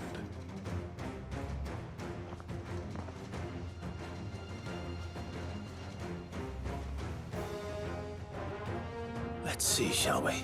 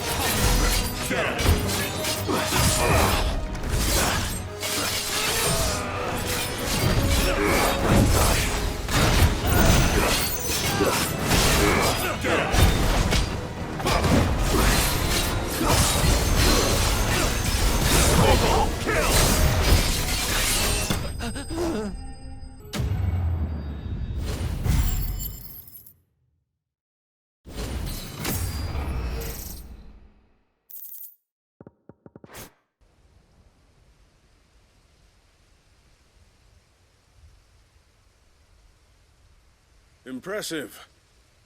But we have other means. We shall claim the book yet. Why do you want it so badly anyway? It lays out in no uncertain terms the vanity and avarice of mankind. It tells the shameful history of the persecution and oppression of a gifted few by a giftless many. Would you say that this interpretation was correct? I don't know. You don't know. Your sword may be sharp, but your wits are dull. So let me answer for you. There is no correct interpretation of history. That a series of events took place may be proved beyond a doubt. But there can be no single, immutable explanation as to why they came to pass. It is a question of numbers and of belief. If enough people believe that a set of events occurred for a reason, that belief becomes the truth. So you're trying to control the truth? We are trying to protect people from themselves, from knowledge that would bring them naught but pain. That is all. You may keep the book, for now. The world is small. We shall meet again. Until then. Wait! Damn it. Let's get this back to Vivian. Perhaps she can explain what that was all about.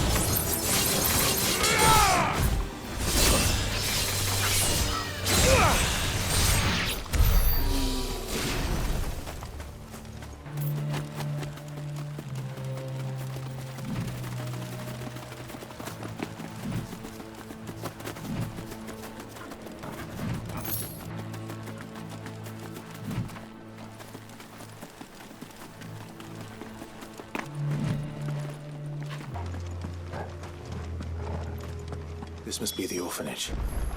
Hopefully the registry is still here.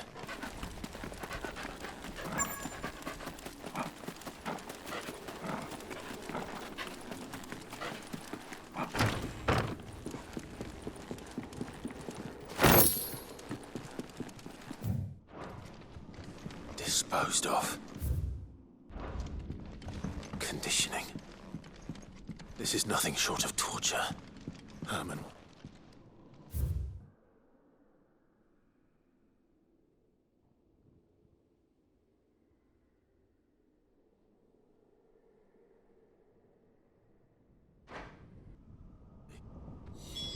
This reads like a suicide note.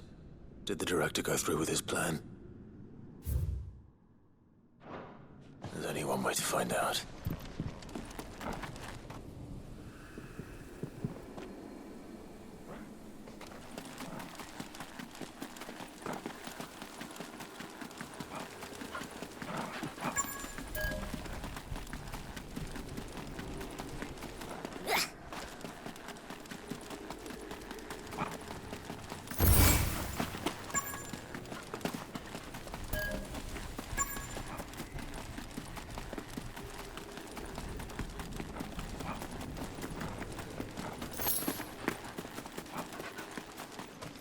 forked white tree. This must be the place.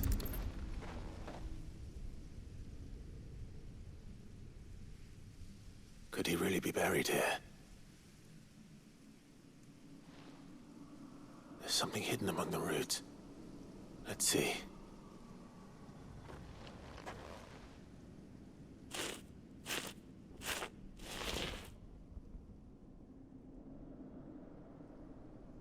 This must be the registry.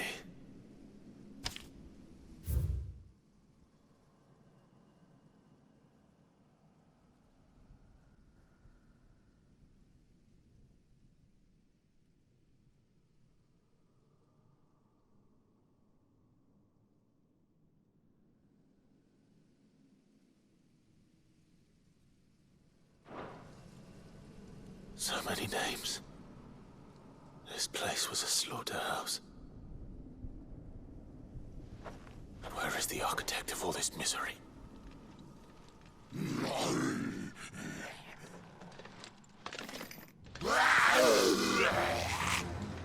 It was only a matter of time, I suppose.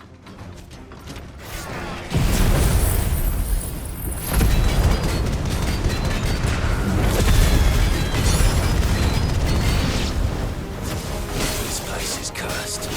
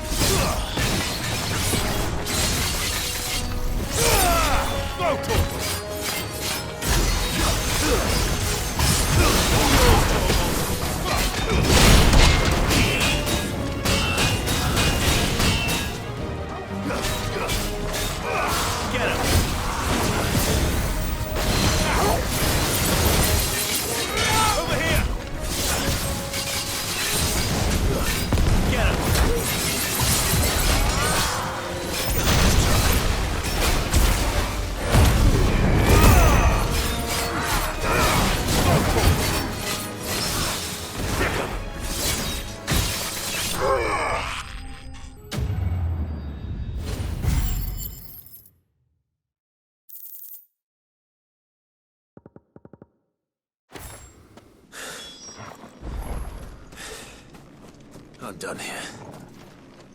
Let's get the registry back to Herman.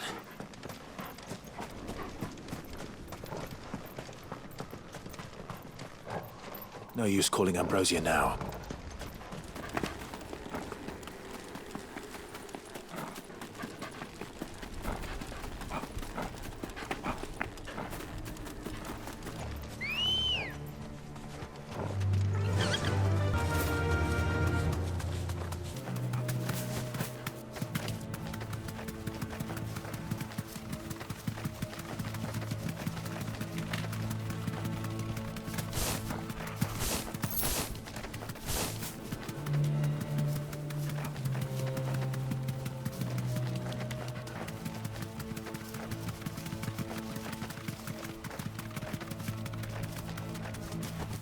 No need to ride from here.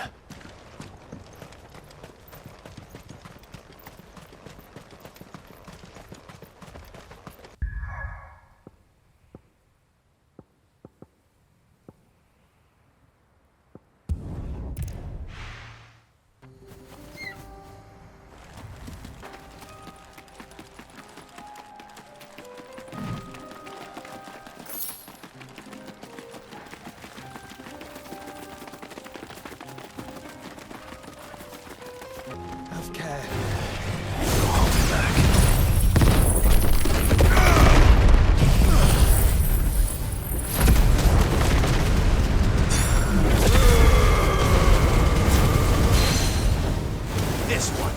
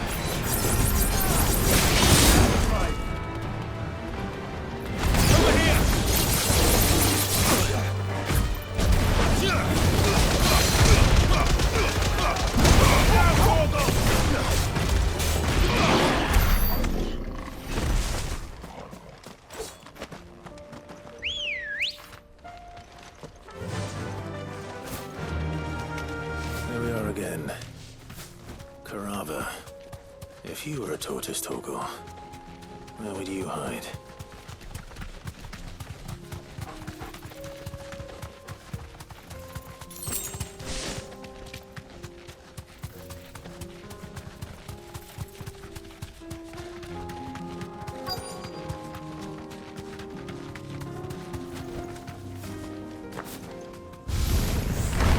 Looks like we found him.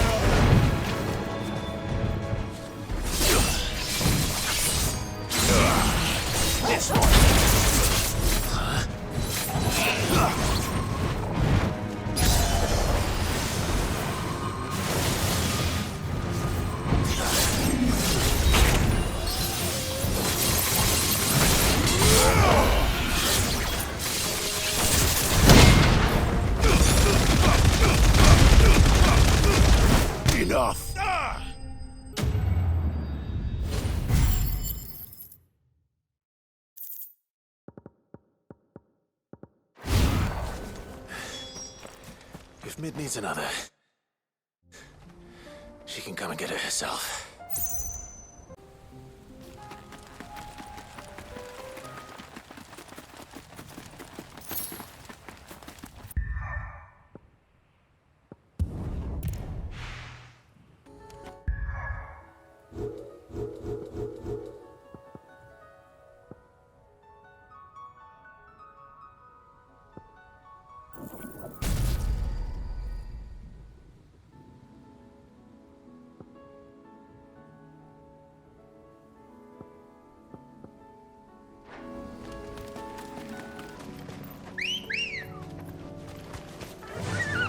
Fly, Emperor.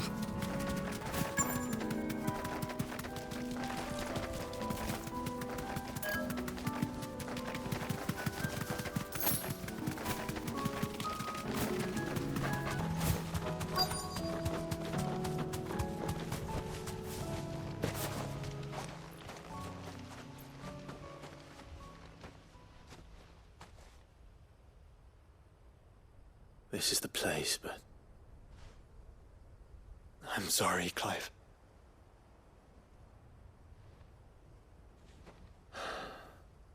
There's nowhere been spared. What do we do now? We keep looking. Man's Hill cannot be the only place where snow daisies grow. Perhaps, but... it's the only place I know of. Knew of.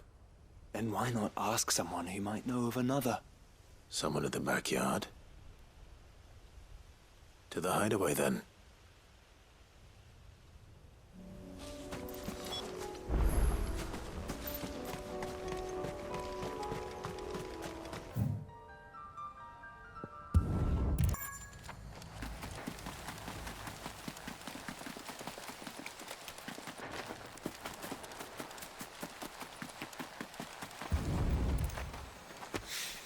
It's oil. After what happened here, it's a miracle there was any left at all.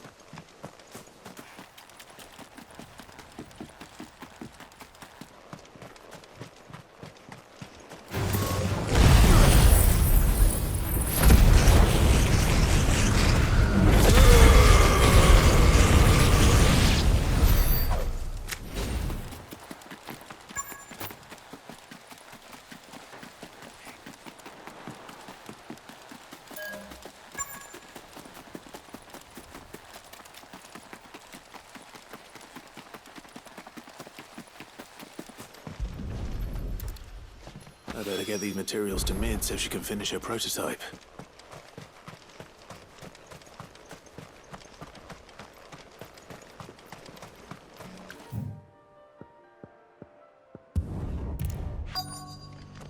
Let's hope one of the merchants here has what Gav needs. Excuse me. I'm looking for something. Oh, well, then I'm your man. A silver chocobo feather. Oh, or maybe not. Though you're not the first to mention the bird around here.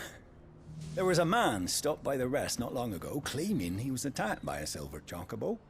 Near some gutted hovel, not far from Eastpool. Most took him for a braggart and a liar, but who knows?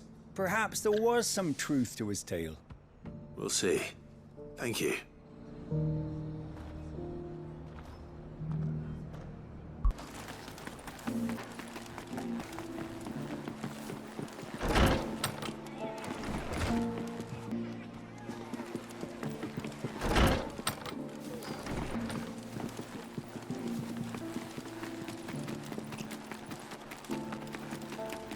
It doesn't still hurt, does it?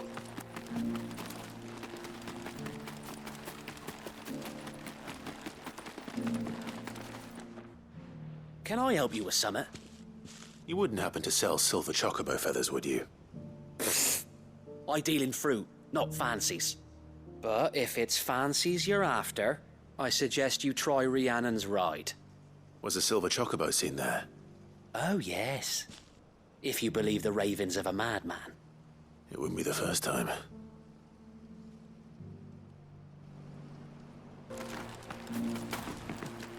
My build-up is so sturdy, even a bandit.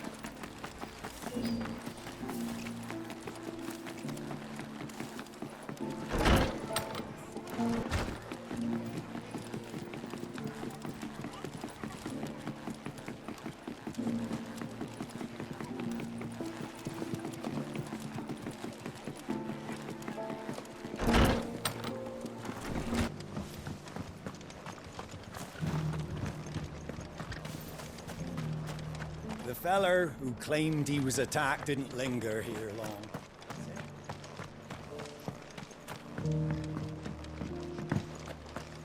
Every few years, someone comes along claiming they've sighted a silver bow, but the truth of it is, there ain't no such thing.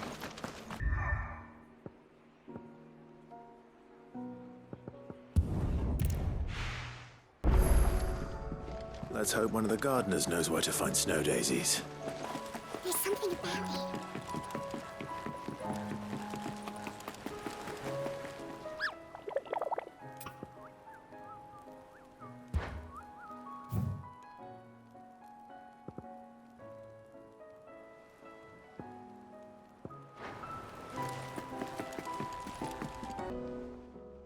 Vivian. I found it. The book you lost.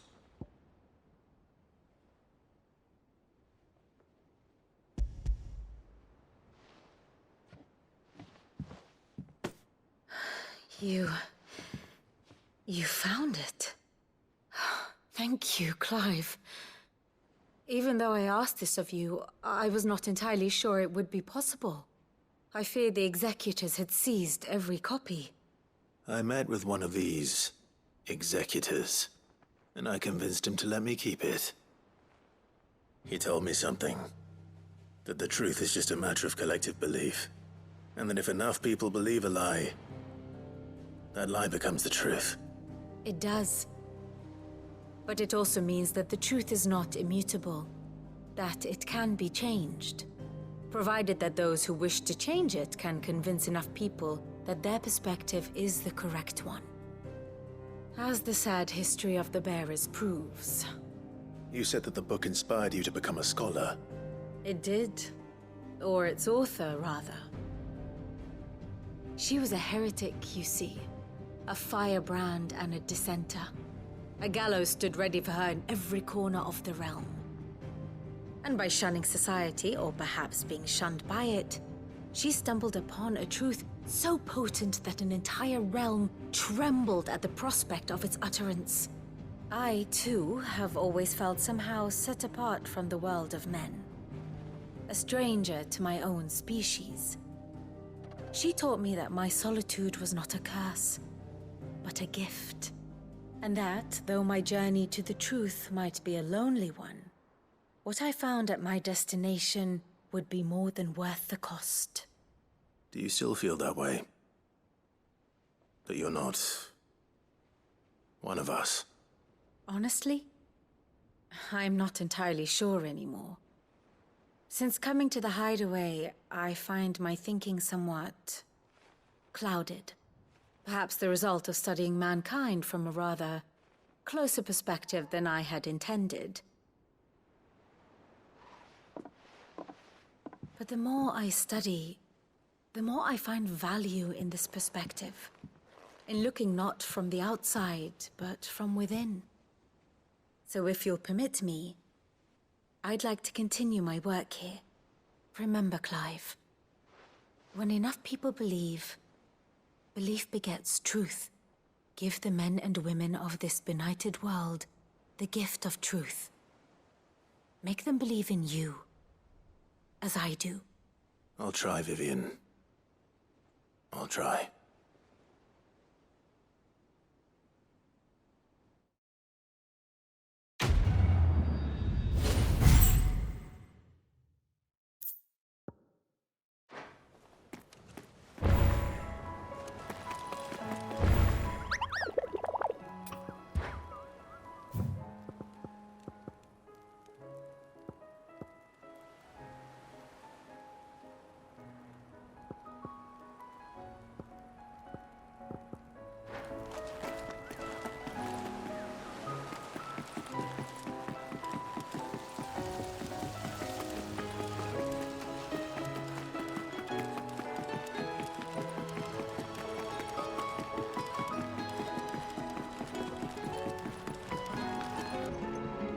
Mid, tell me this is all you need.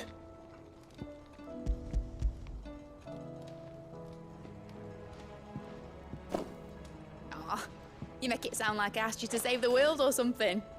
Tell me this is all you need. It's most of what I need. After you left, I went over the figures again, and I realized I'd forgotten a 1 and a 0. And a cogwheel. Just a tiny one. Though, that's the problem. Gears that small are a bastard to make, and I may have lost the one Blackthorn spent a fortnight toiling over.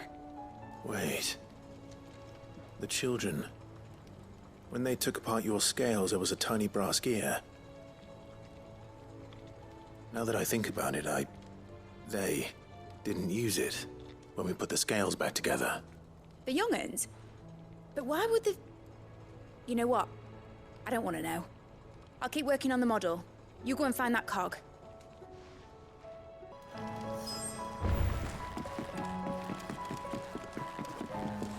Citadel mentioned a new project.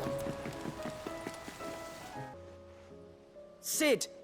Is Mid still hiding from us? She wasn't hiding. She's fine. She's just busy working on her next project. A new invention? What is it? What is it? Is it an airship? I bet it's an airship! Do you think she'll let us help? That just so happens to be why I'm here. She needs something special, something only you three can provide.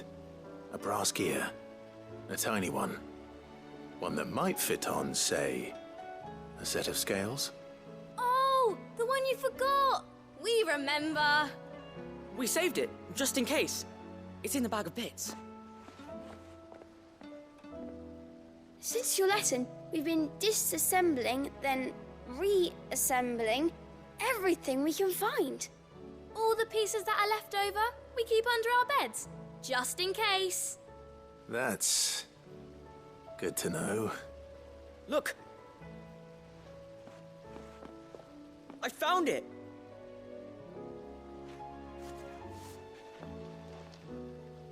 Is that all? Just the gear? We have more parts if Mid needs them. That's all for now. But I'll let Mid know about your hoard. Just in case. Thanks, Sid.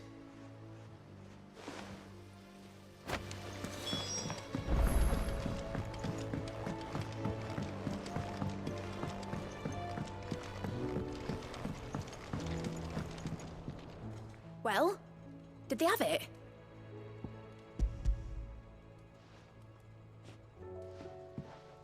They did.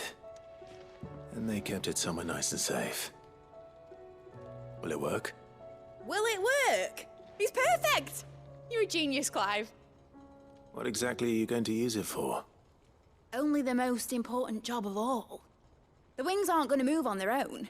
But with the right cog in the right place... well, you just wait and see.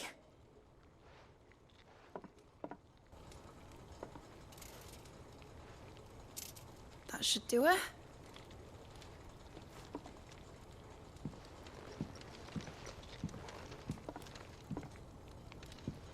Here goes nothing.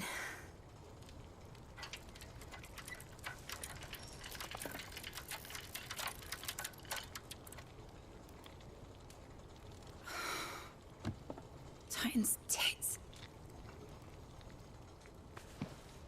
It wasn't supposed to fly, was it? Of course it was supposed to fly. Wouldn't be much of an airship if it didn't. Honestly, these bloody engines are driving me mad. I was so sure this would be the day she soared. The mithril engine was made to make dreams come true. But maybe this is one dream the world's better off without. Show folk how to take flying. It won't be long till they're raining death down on each other. People will lose their homes. Children, their mums and their dads. Like I lost mine. I'm sorry. So am I, Clive. So am I. Sorry that I have to choose. Do I follow my head, or do I follow my heart?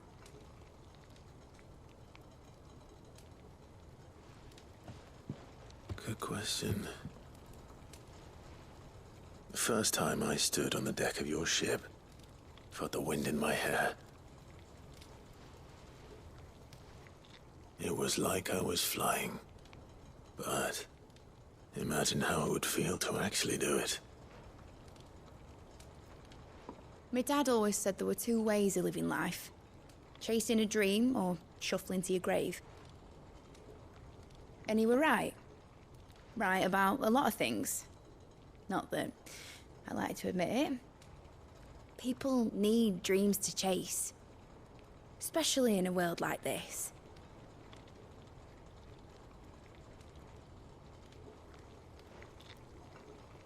Right.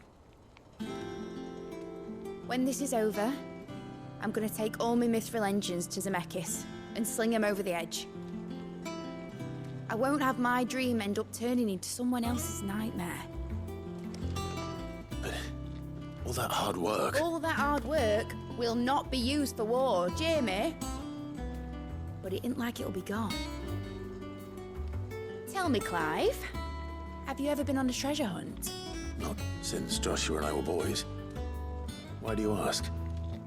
Because I'm gonna bury the engine schematics and leave behind a little riddle telling people where to find them. A really hard one, so that only the most dedicated dreamers will ever be able to work it out.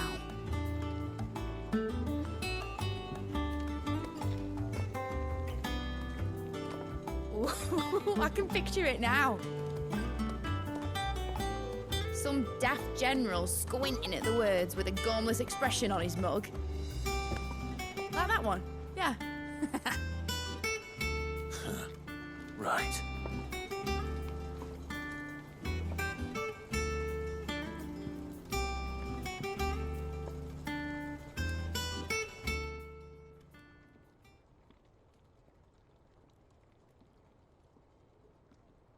Of course, if I'm putting this engine at the end of a treasure hunt, I'll still need to make it a treasure worth hunting for. Won't be much of a prize if it couldn't even make a toy boat fly after all.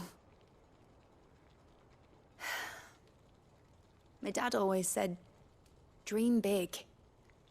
But it ain't the size of a dream that's important, is it, Clive? Only that it's a good one. And I reckon I've got a fair few good uns left in me. I'm sure you do.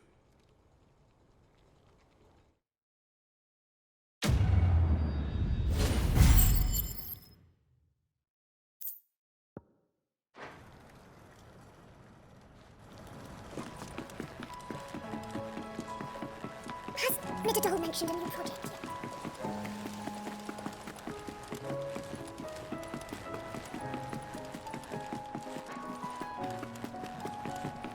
Whitney says your bricks might finally.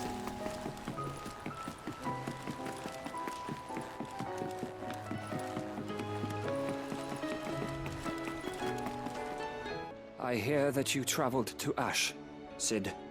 Did you by any chance recover the names of my fallen friends? I did. Yes.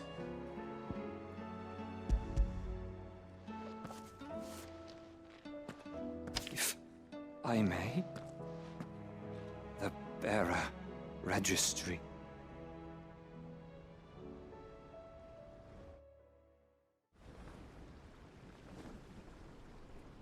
The director was a brutal man. He got no worse than he deserved. The registry was all I found beneath the tree. There was no sign of a body.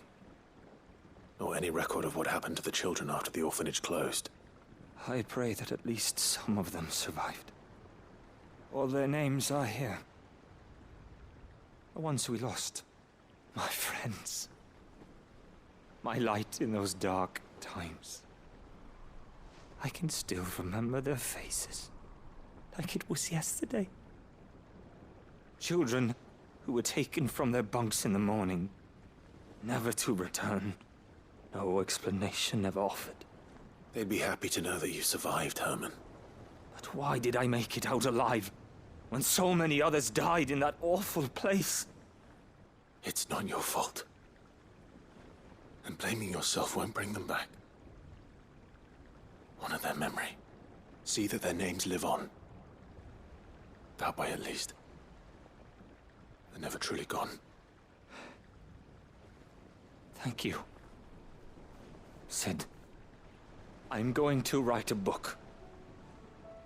An account of the horrors of Badbach, and the spirit of those its custodians sought to crush. All of Valisthea will know of our suffering, and in the name of those I lost, I will not let it happen again. Neither will I.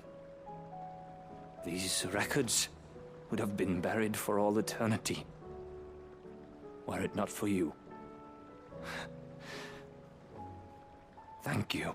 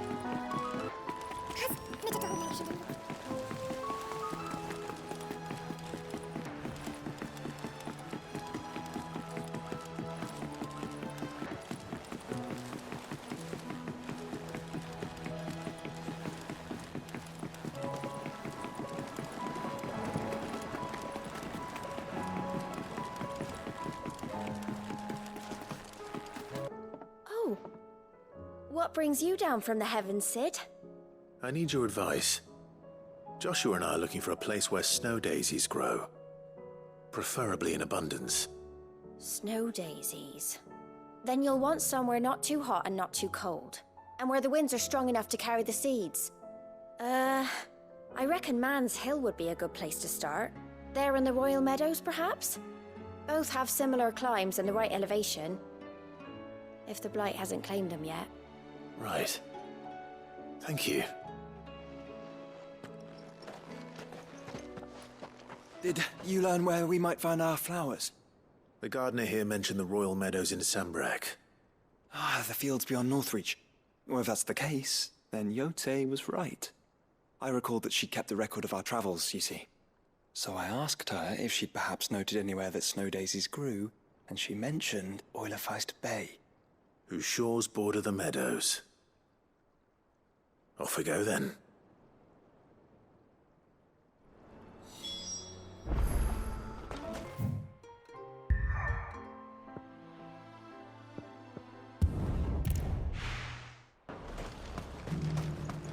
And how might I help the garrison today?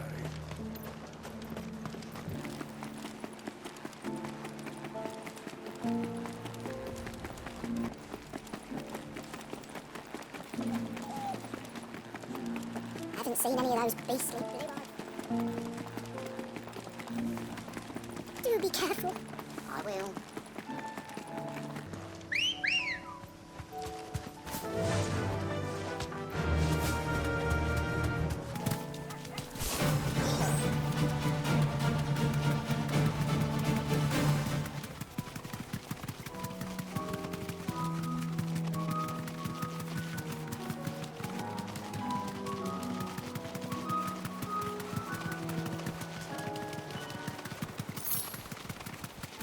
The meadows are vast.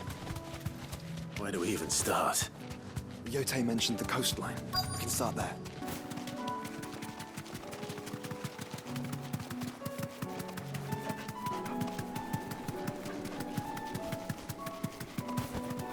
Thanks, Gal.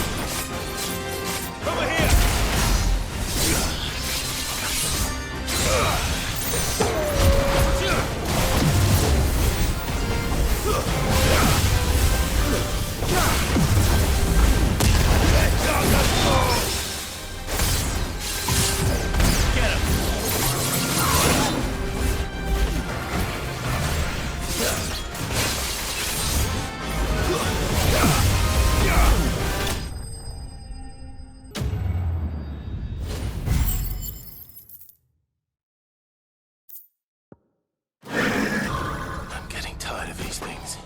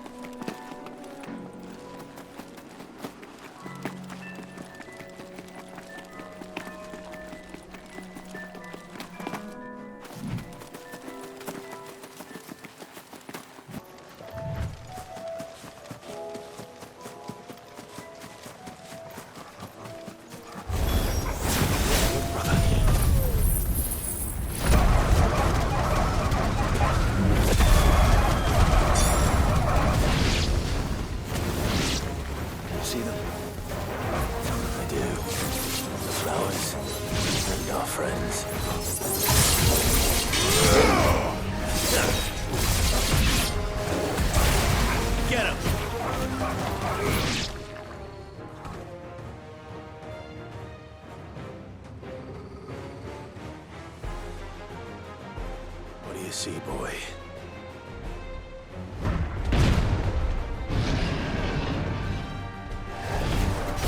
Let's hope this is the last one. Only one way to find out. Go, Paul! This way. This one.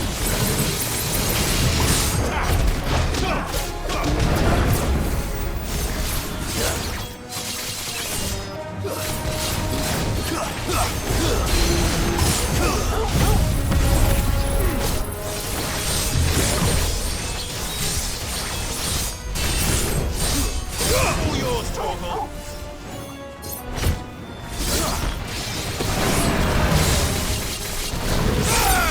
Go, Torgal. Nice try.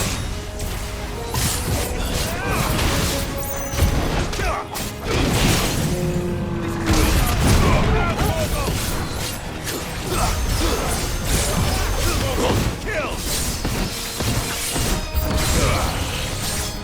This one. Go, Torgal.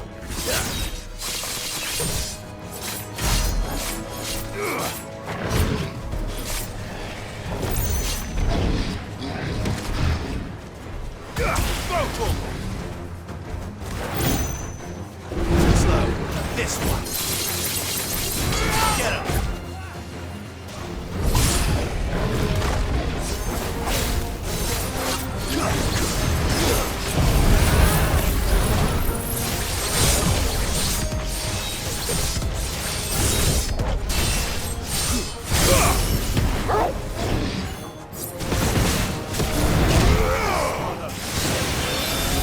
Over here!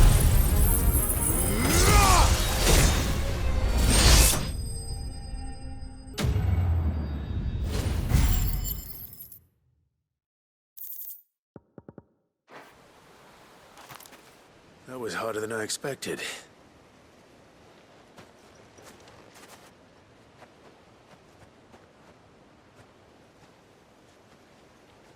But found her. It was worth it. They're beautiful. Do you think Jill will like them? She'll love them. Come on. Let's go.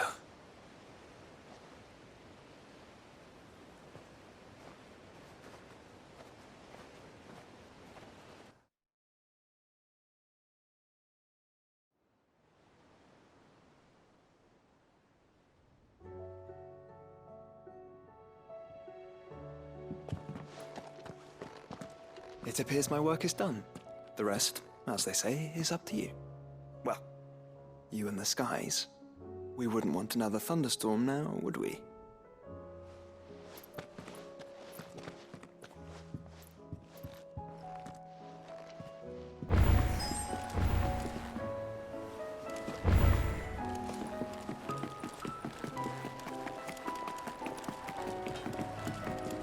To what do I owe the honor?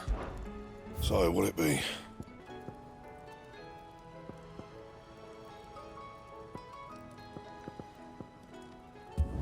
No scratches, right?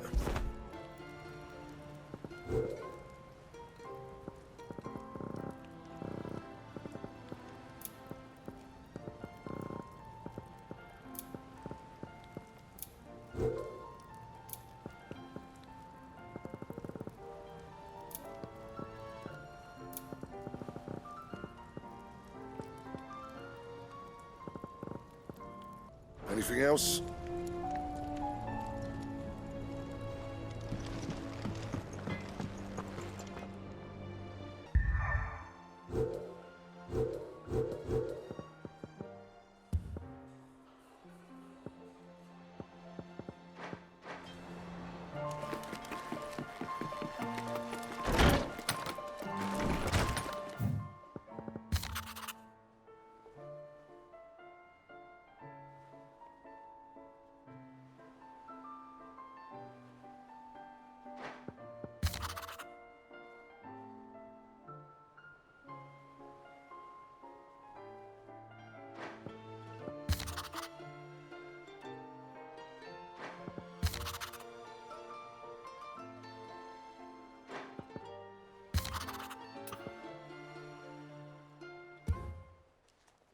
It's usually me making demands of Hippocrates.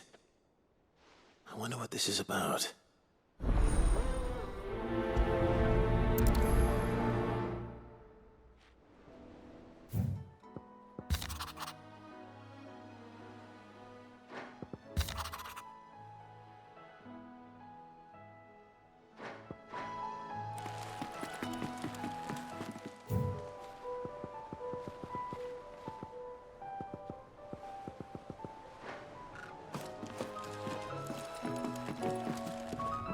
Jill, there's something I'd like to show you.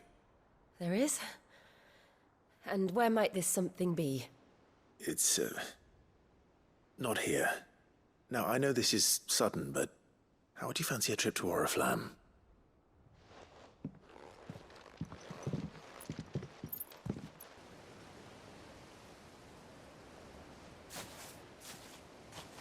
There are so many. This is what you wanted to show me.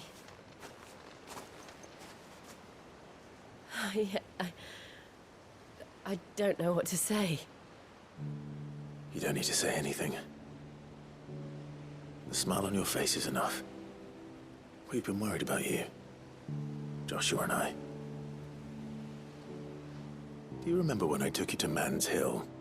Or tried to? How could I forget? You saw me crying and thought a change of scenery might lift my spirits. In the end, it earned me a nasty cough and a stern scolding from your mother. But I felt wonderful nonetheless. I'm sorry. I had no idea what I was getting us both into. But I couldn't bear to see you like that. Before we left, my chambermaid told me she'd overheard your mother talking about my marriage prospects with some of the noblewomen at court. They were debating whether it would be more profitable to marry me off to one of the high houses instead of saving me for the ducal line. No one thought to ask me what I wanted.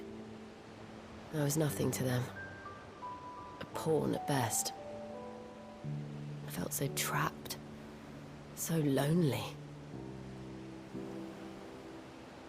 I didn't know. But I wasn't alone. You were there. Your hand in mine as we ran for those oaks. And I knew then, no matter what happened, I would be all right. I'll never forget that feeling.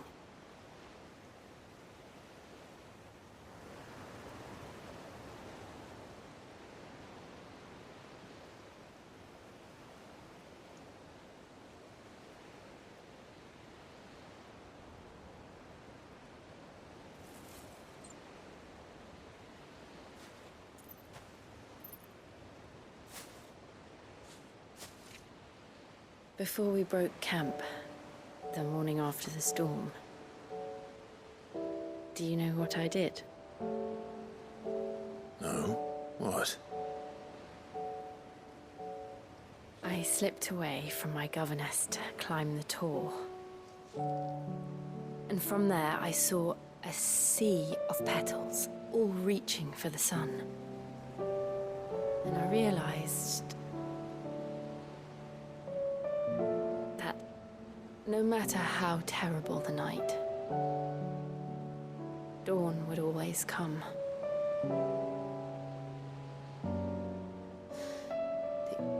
That you would always come for me. And you have. Again and again.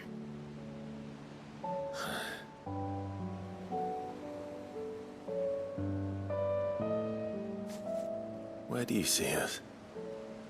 When all this is over?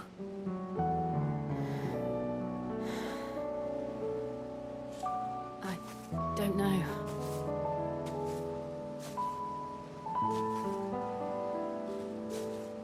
Not here, though. I think I've outgrown the twins. After everything we've been through, the realm just seems so small. I'll need some space to spread my wings. Then that's what you'll have. And I'll stop at nothing to see that you do. I never was much good at garlands, but it'll have to do. I'll treasure it forever. Thank you, Clive. For this, the flowers, for everything. It's exactly what I needed.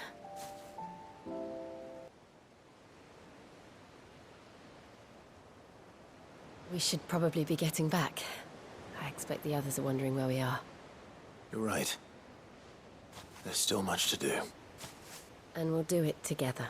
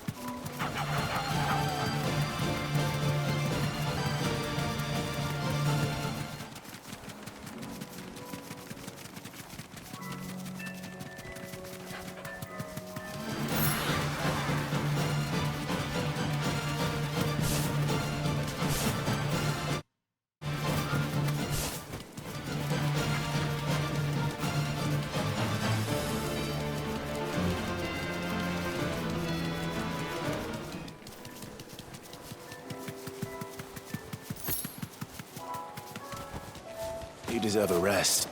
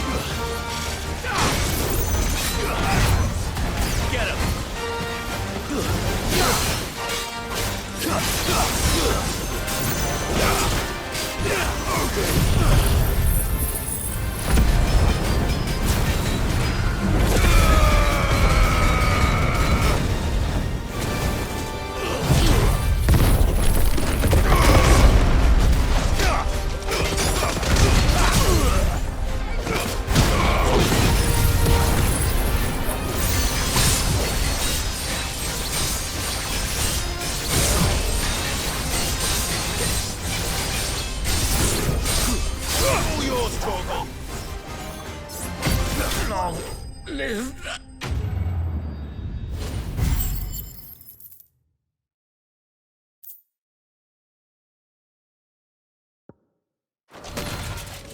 Damn it. Dion would have been glad to have you back at his side.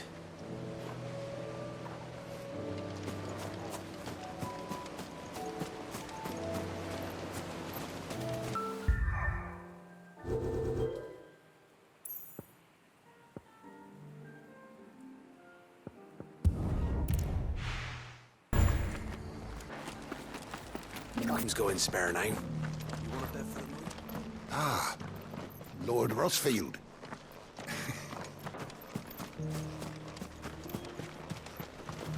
Anything catch your eye? At all, is it? Just because the heavens have gone to rack and ruin, it don't mean we have to.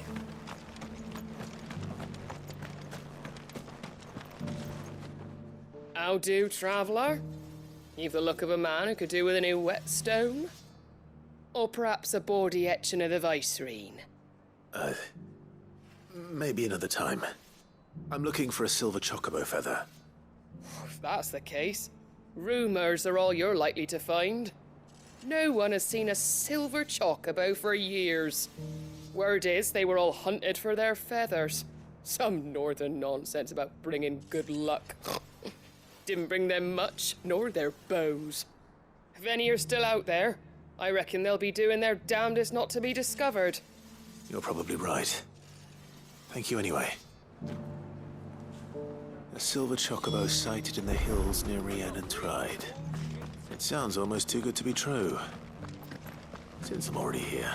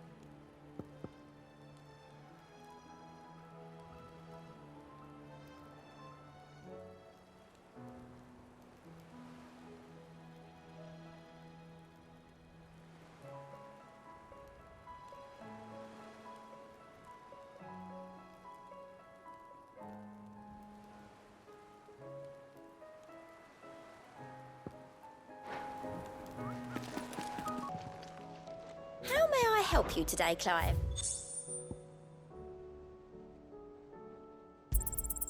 You earned this. Best of luck out there, Sid. How are you doing? Quick look.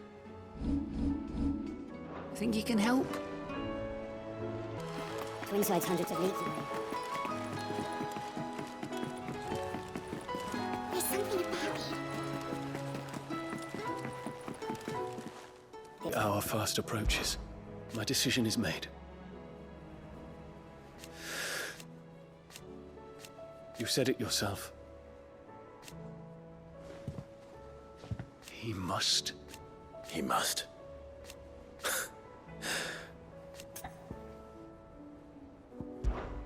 The time is nigh. Be freed.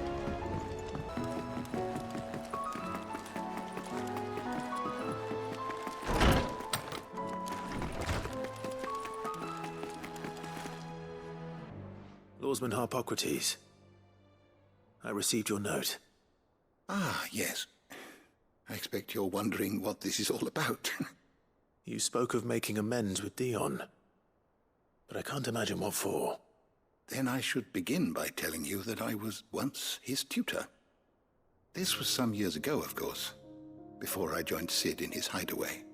At that time, I was counted among the foremost scholars of Oriflamme, and was accordingly invited to the palace to supervise the young prince's education, all to ensure that the future emperor had a firm grounding in, well, everything an emperor should.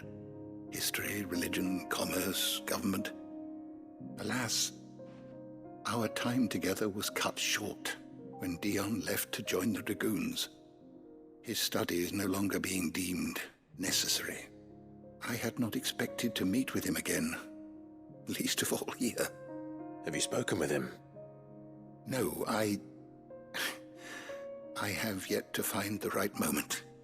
His Highness always seems so preoccupied, especially when alone. I would not wish to disturb his ruminations with idle words of greeting.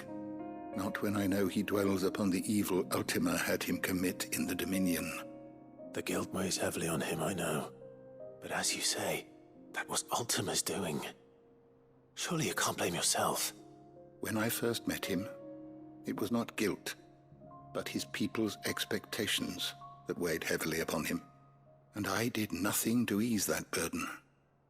He bore it alone, until the day he could not bear it any longer. It is one of my greatest regrets that I only ever offered him my wisdom, when what he truly needed was friendship. The blame for Dion's transgressions lies not only on his shoulders, but on mine. I see.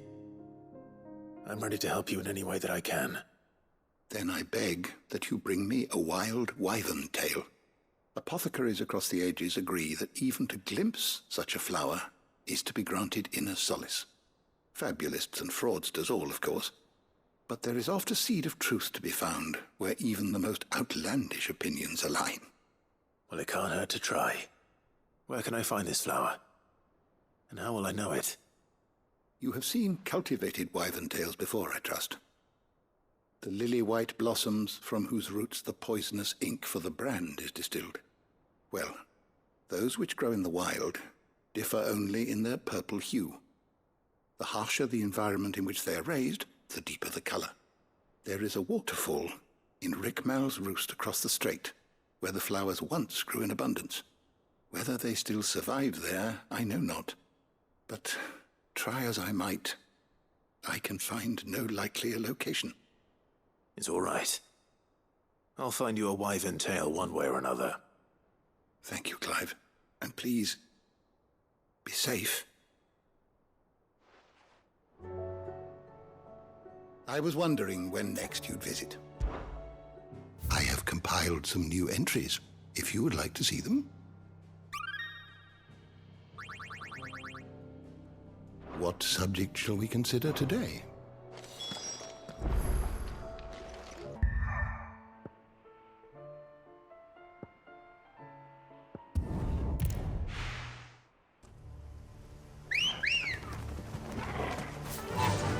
Run like the wind.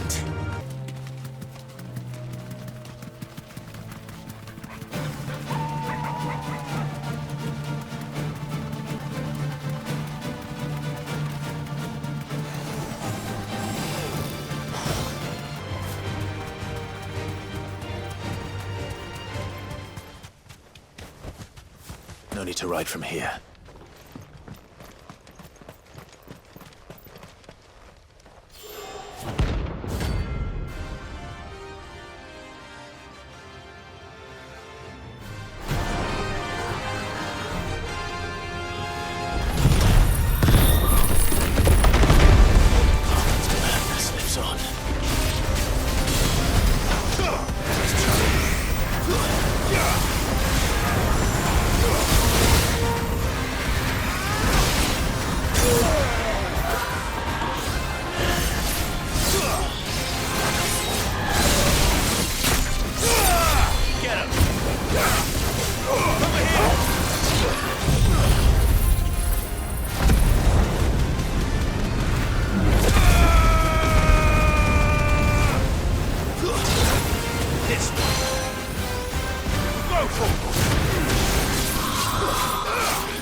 This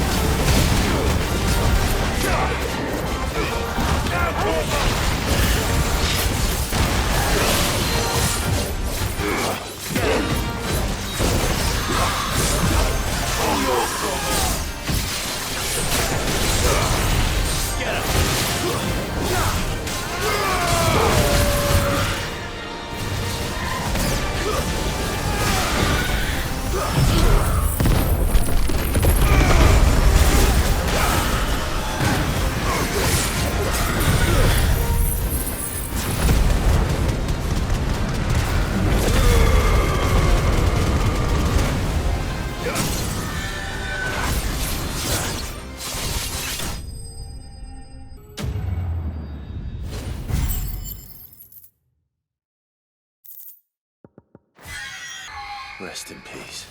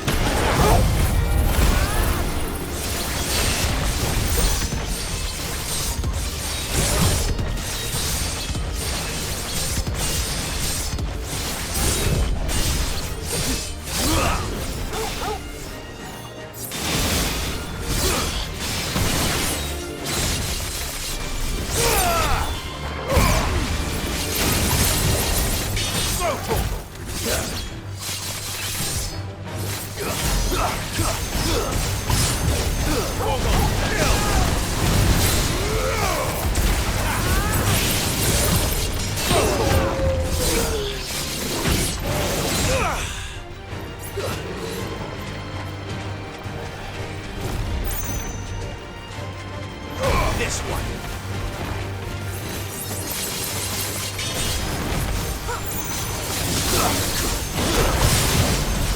All yours, Torgal.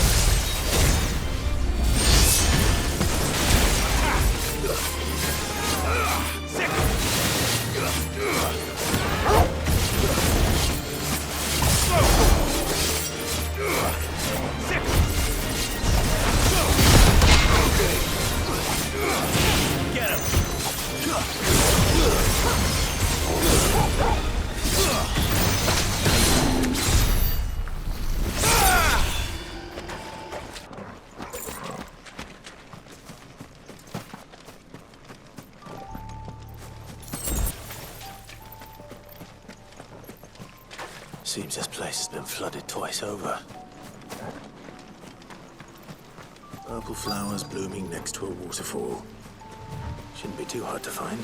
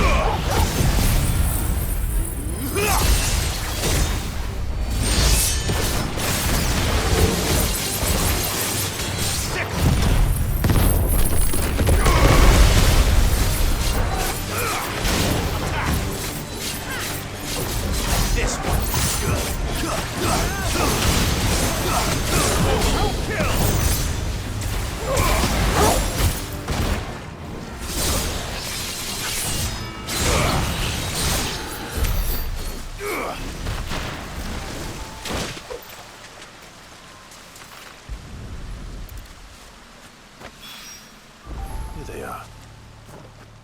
Might as well pick enough for a bunch, I suppose.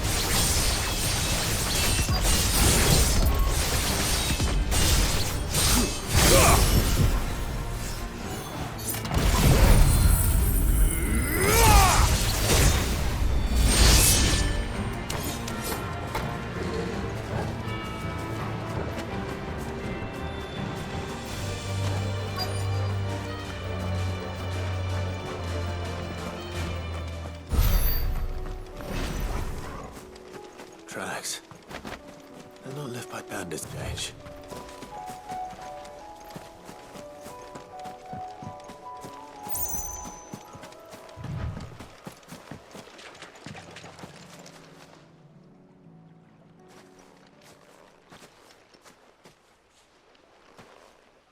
More tracks.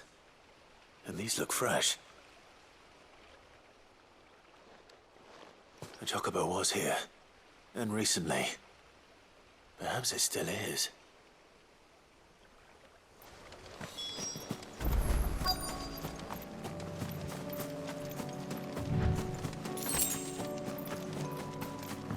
I don't hear anything.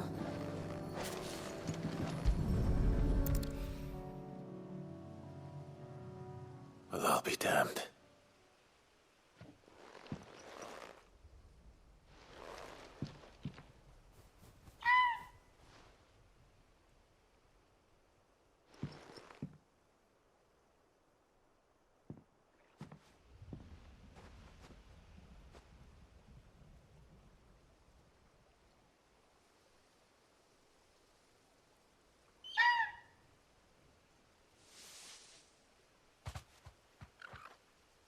It's all right. I'm not going to hurt you. Just borrowing a feather for my friend.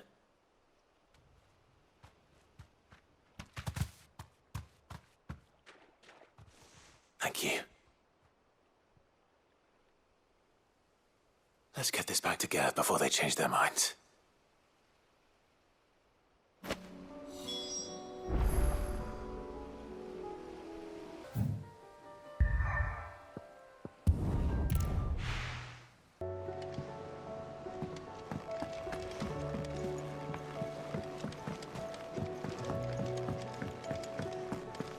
It was no trouble. Clive, you're back. How'd you get on? Any luck? Any luck, you say?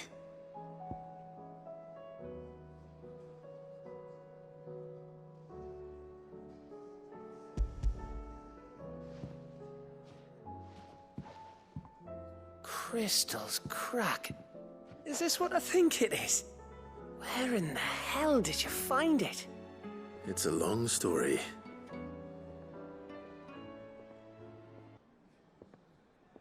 Right there on the road to Eastpool.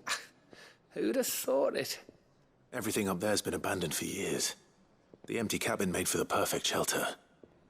Though I fear my presence may have forced the poor creatures to look elsewhere. Don't blame yourself, Clive. The Blight's right on Eastpool's doorstep. They'd have had to move on before long, even if you hadn't have turned up. They'll find a new home, trust me. After all, that's what us endangered animals do. Anyway, what matters is, you managed to nick us one of their quills before they could run off. And now all that's left is to fix it to the carving. I didn't know you could carve. Reckon there's a lot you don't know about me.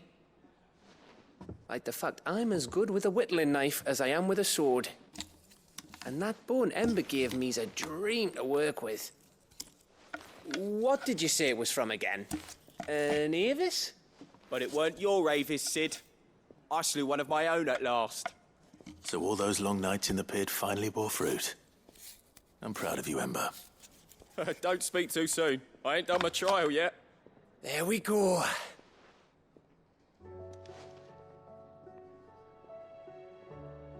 What do you think? I think if you ever hang up your scouting cap, you'll be able to make an honest living. Now will I? I should go and see if Ed is awake. Give it my best. You can give it to yourself. Come on.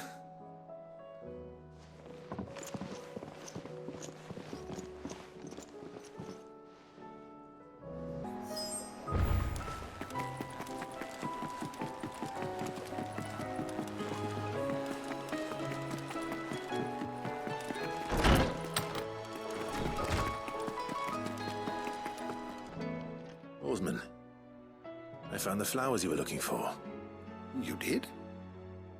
I think I did.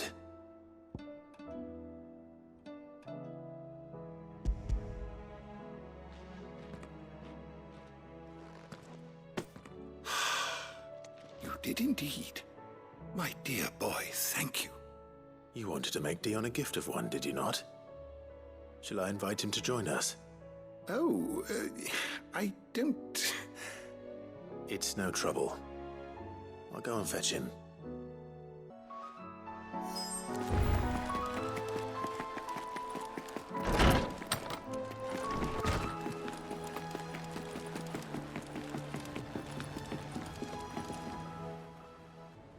Your Highness, would you do me the honor of accompanying me? No. It is time, then. No. Only to the shelves. Our lawsman has something he'd like to give you. Master Harpocrates. No. I dare not show my face before him. Not after everything I have done. I have taken countless innocent lives. And ruined countless more. All because I was weak. I have sworn to atone for my crimes or die in the attempt. But were I to meet with him again, and see in his eyes what I have become,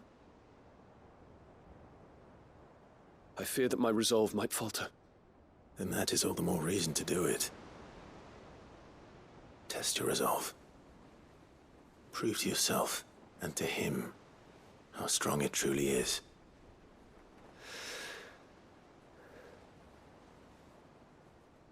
You are right. I must, at the very least, offer him my gratitude. Very well, then.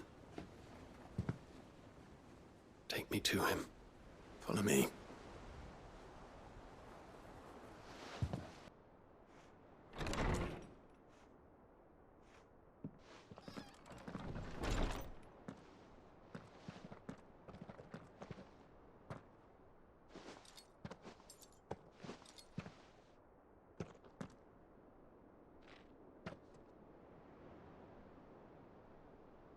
Even now, I hesitate to approach him. What must he think of me? You'd be surprised.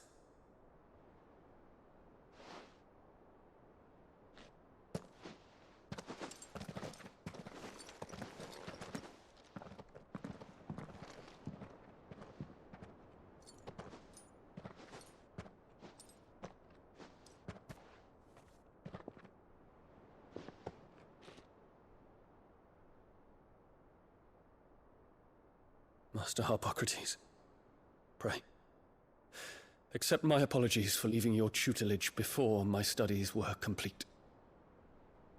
Your lessons opened my mind to a world quite unlike the one I had imagined from within the gilded confines of the palace. And I shall be forever grateful for the efforts you made to enlighten me. Lift up your head, Your Highness. The deeds of youth require no apology. That you took the time to visit me says much about the man you have become. Now, there is something I would like to show you.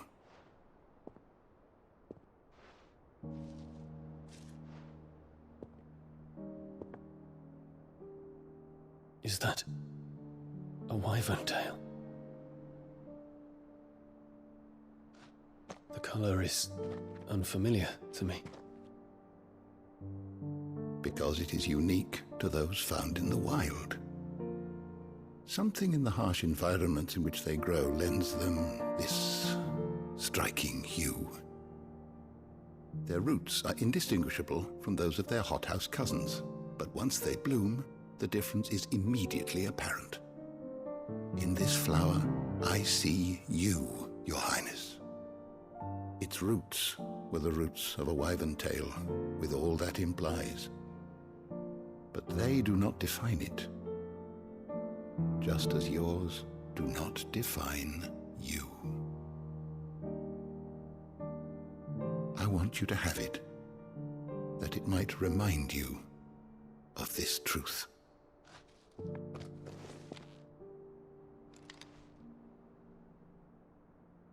Master Harpocrates, I would ask of you a service.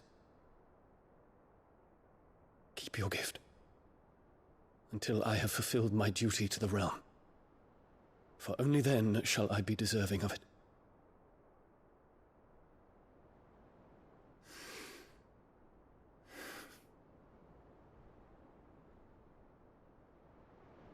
As you wish, Your Highness. I shall await your return.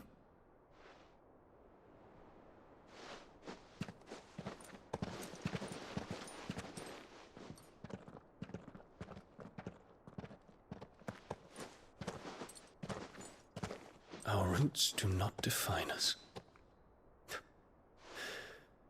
No wonder my stepmother didn't like him. For reuniting me with memories I had thought long lost.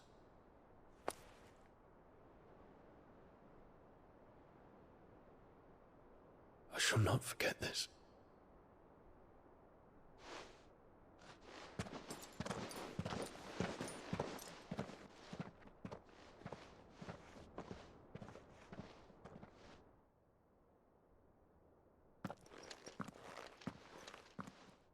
Thank you, Clive. Were it not for you, I fear I might never have found the right moment to speak with him. Not to mention the wyvern tales. I shall plant their seeds, that I might not disappoint His Highness upon his return. I hope the soil in the hideaway is to their liking. Why, these flowers bloomed in the bleak, black wastes of Waloed. I'm sure Nigel's yard will suit them to a T.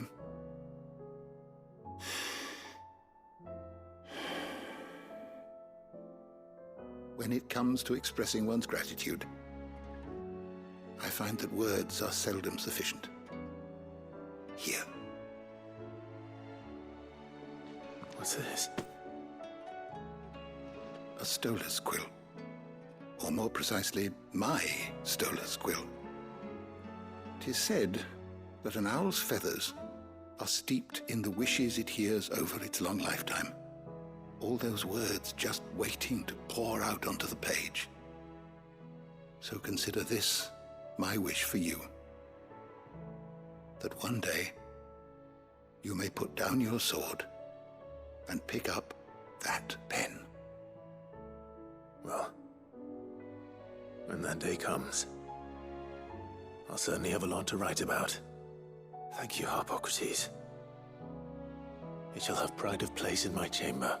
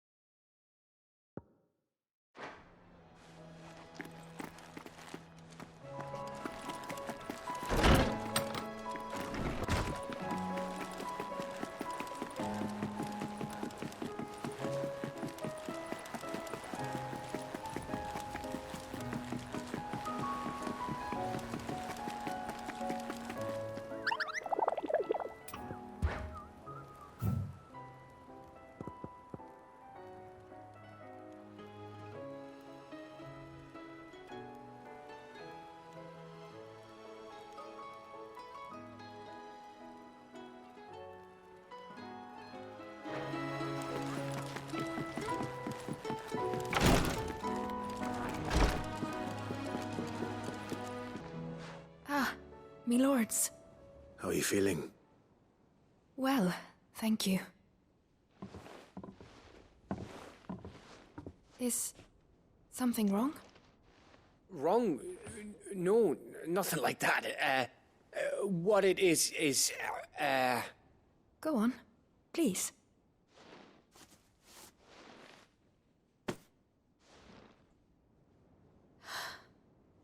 It's beautiful. Did you make it? We did, aye. It's from all of us here at the Hideaway. Your new family, like. It's a good luck charm.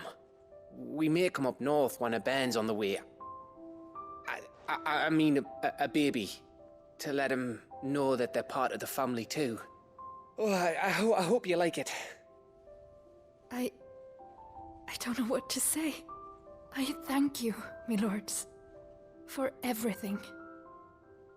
If there's anything you need, just let us know. I will. Ah, Clive. Fancy a swift off? I'm thirsty. I could be convinced.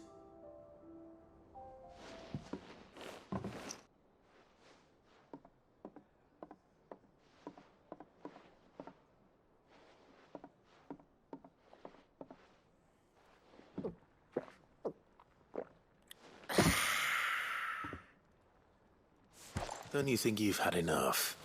No, we're celebrating. I'm gonna be a father. I think Edda might have something to say about that.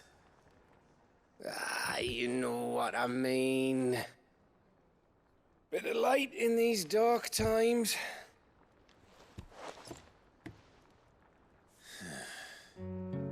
Wasn't long after me 10th name day, my mum told us she was with child again. I was over the fucking moon. I was looking forward to having a little one to lord it over, what with me being the runt of the litter. Thought I'd finally have a chance to prove to the world that I could be a big brother. Imperials came the day she went into labour. Had myself a baby sister, and then I didn't. My whole family gone in a blink, while I hid in the cellar like the spineless little arsehole I was. Great brother I turned out to be.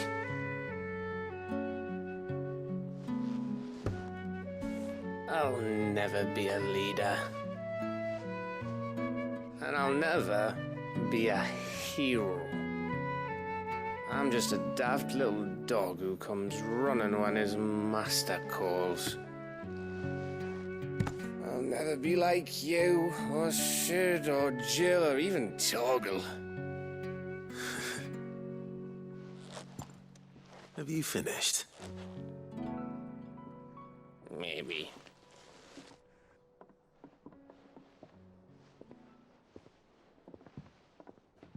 Do you know why you're our best scout? Yeah. Because you don't need anyone to hold your hand.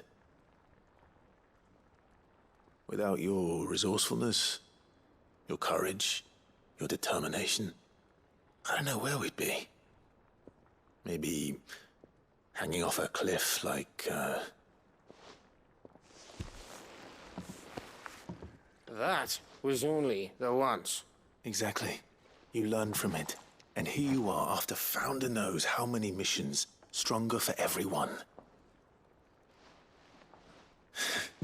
And let's not forget Rosalith. Who was it who freed me from the dungeon? Who was it who ran to Jill's rescue? That would be me. Because you're our brother, Gav. My brother.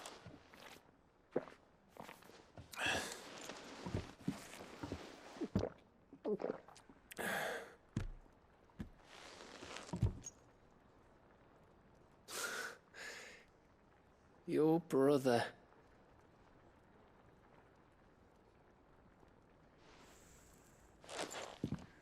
Which means that when the time comes, I get your room. And your sword.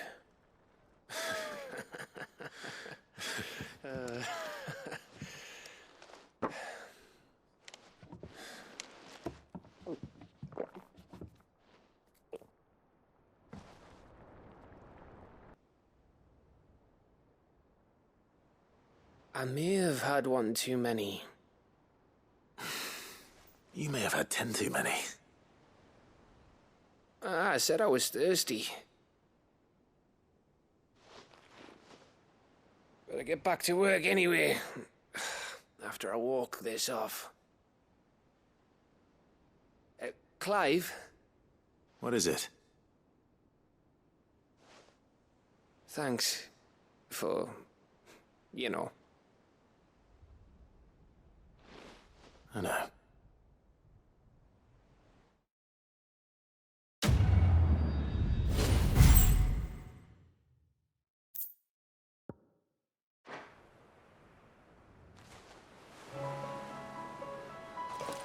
you think he'll come back?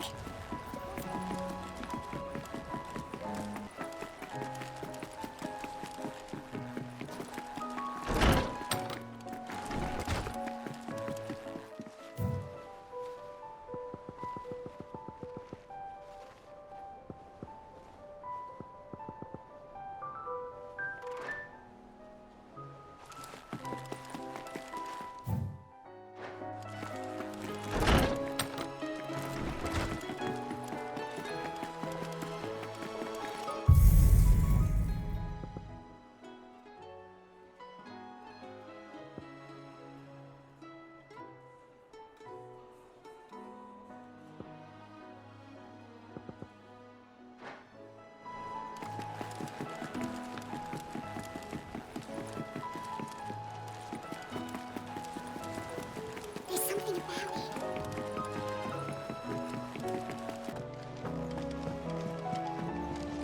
What will it be today? How may I help you today? Study it well, Clive. Very good.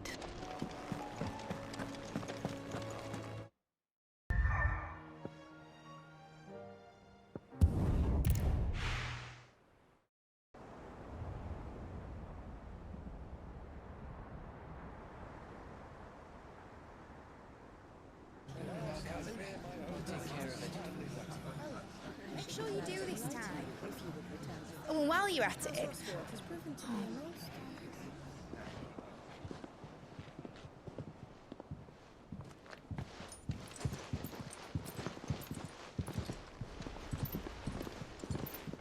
Clive, if you see me dad up there, tell him we were right to leave his legacy with you. Tell him he'll be in the front row. There's no way he'd miss this. Well, behave yourself, Mitt. We'll see.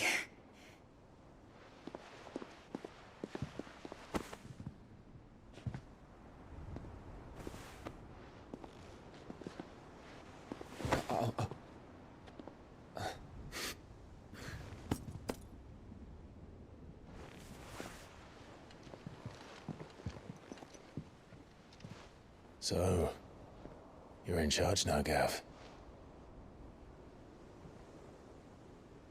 And what does Tyre have to say about that? Come back before she finds out, eh?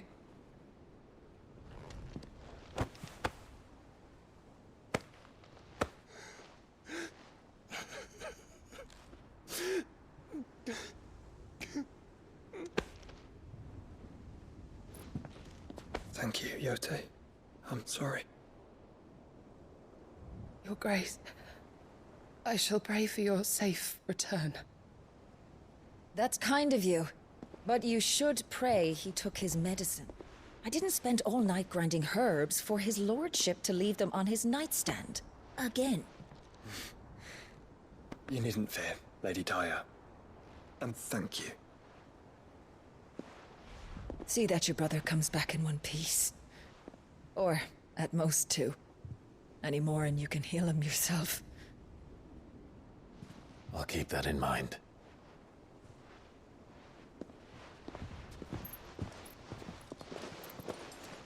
Well, there's nothing to say that hasn't already been said.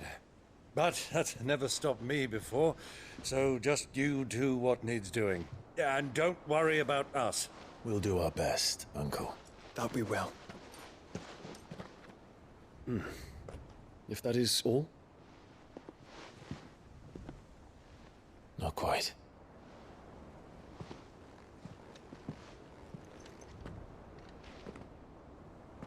Jill. It's time, isn't it? Yeah. It is. Take care of him. And you. You take care of her too, boy.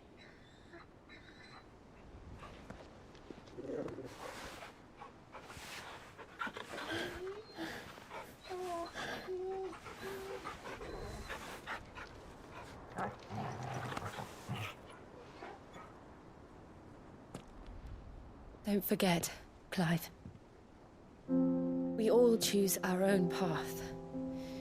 Believe in yours. I do.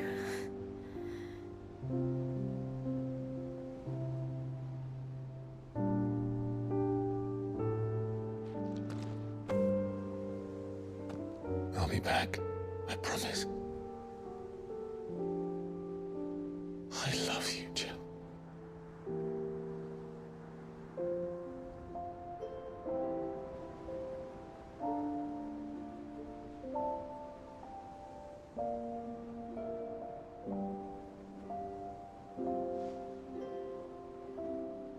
I know.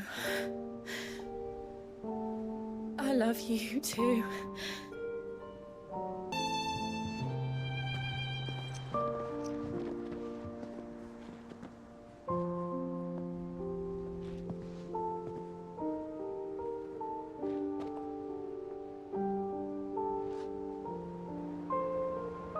Now, we have a god to kill.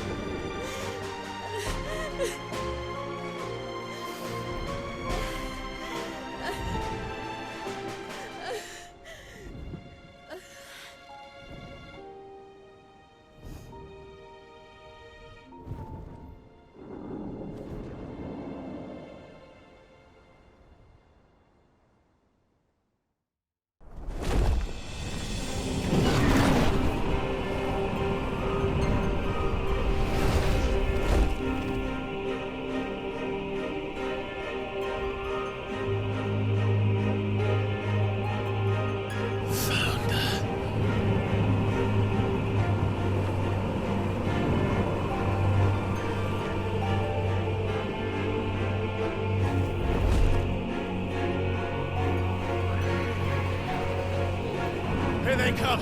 Hold on, Joshua! Already am!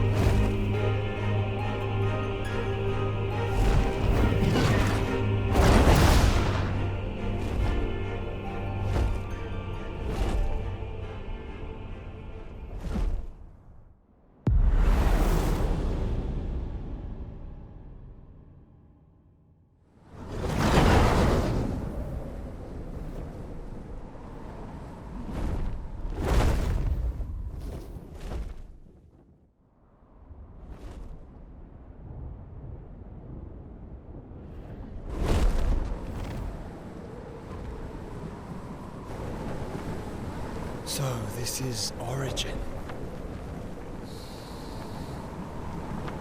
A far cry from heaven.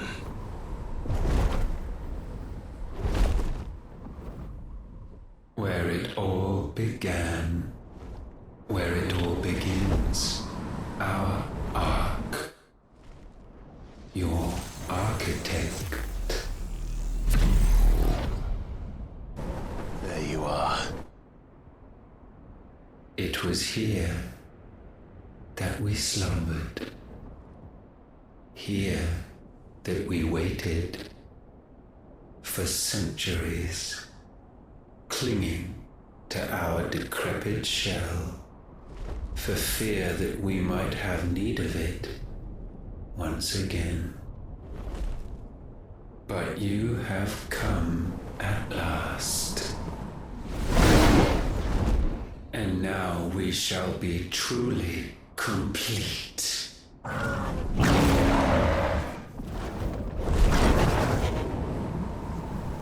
Well, there's 3 of us and 1 of him. Let's make it count.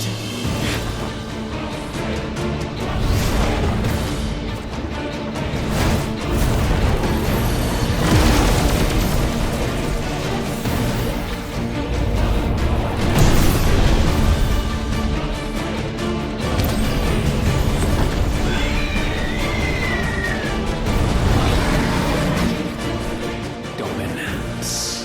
We will show you what it means to suffer.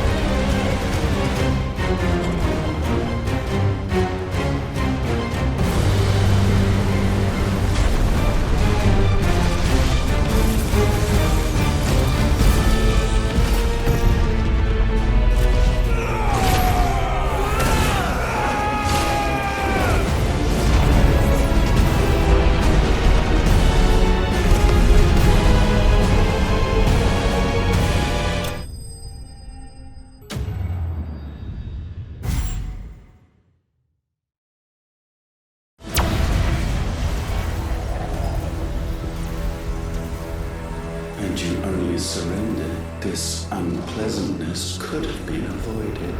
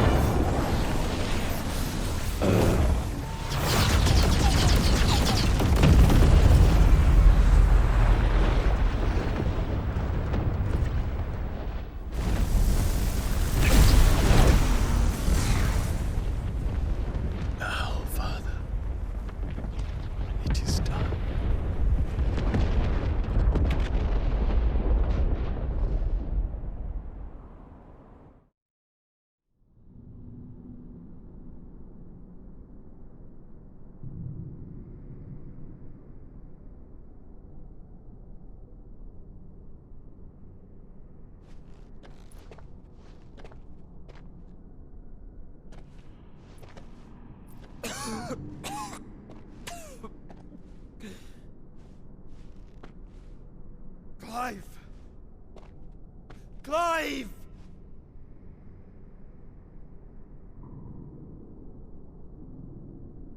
No.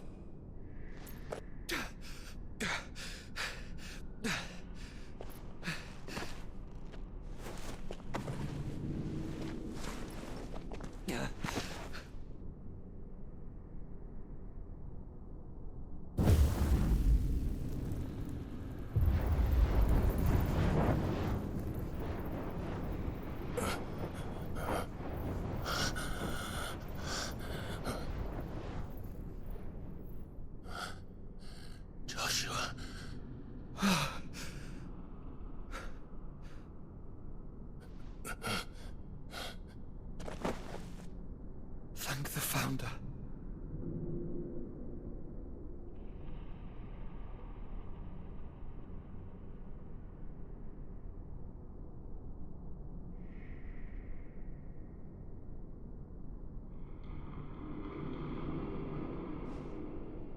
Did I mention you look terrible?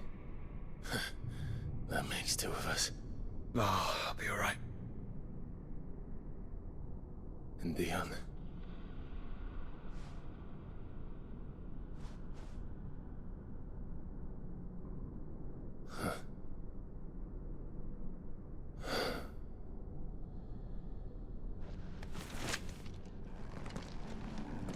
Take my hand. No, I told you, I'll be...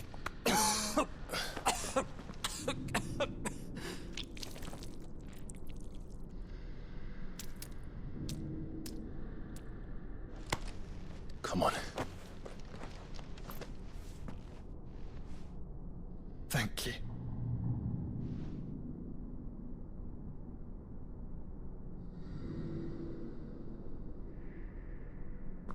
son.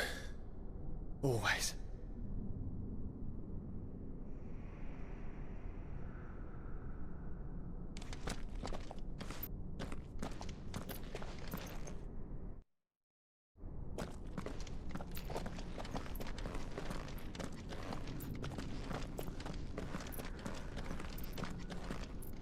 I'm sorry about Dion.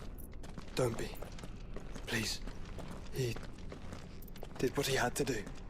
And it's time we did the same.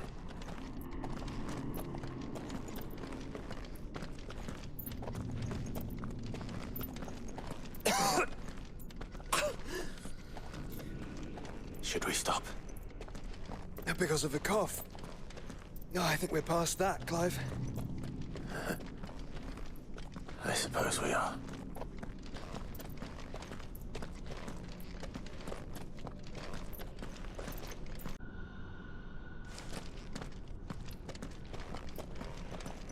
That light, so cold, so empty. We're close, aren't we? It seems that way. But I don't want to think what could be waiting for us in there. Then think instead of those waiting for us at home.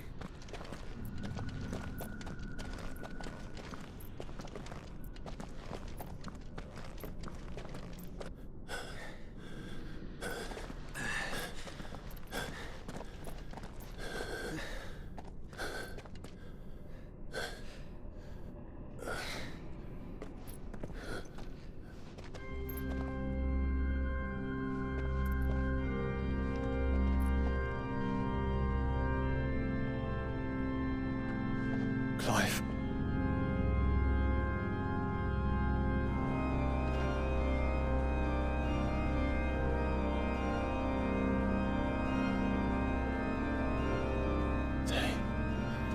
They can't be. But they are. This is the Nexus. A wellspring of life.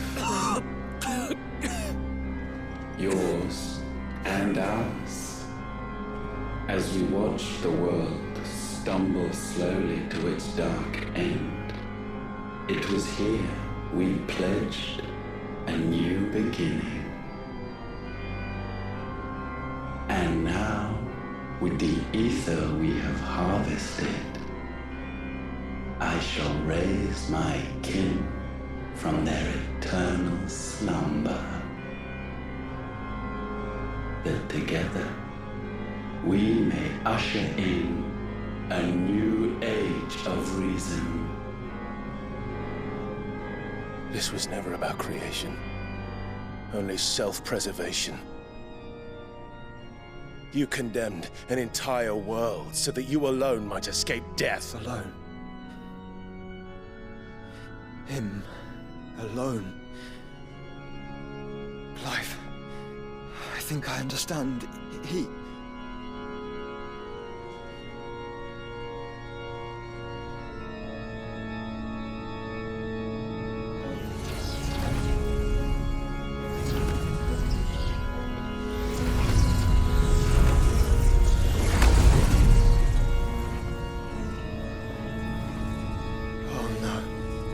They sacrificed their flesh to become beating hearts of crystal that pumped the land's lifeblood from the depths of the earth unto this very chamber.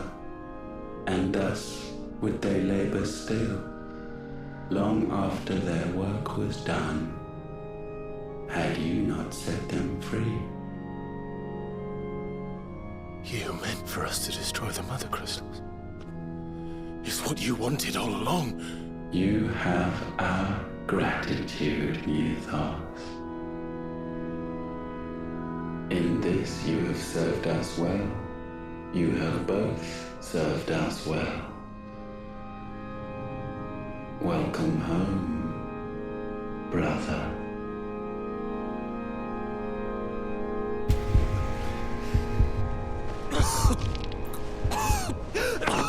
Joshua.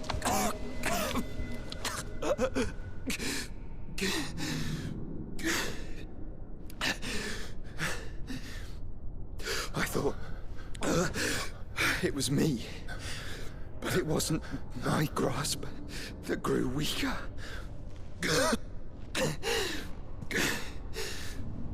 It was theirs that grew stronger.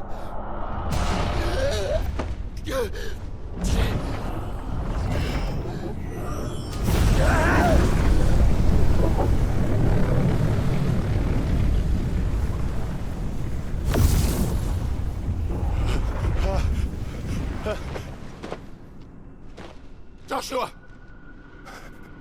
No!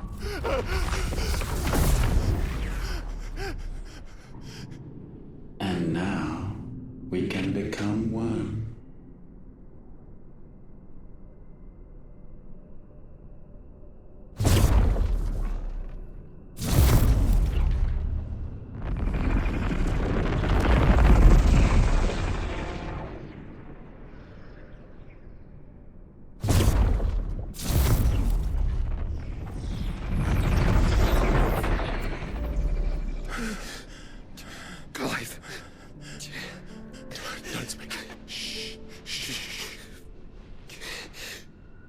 Possessed of the destructive flames of Ifrit and the healing flames of the Phoenix.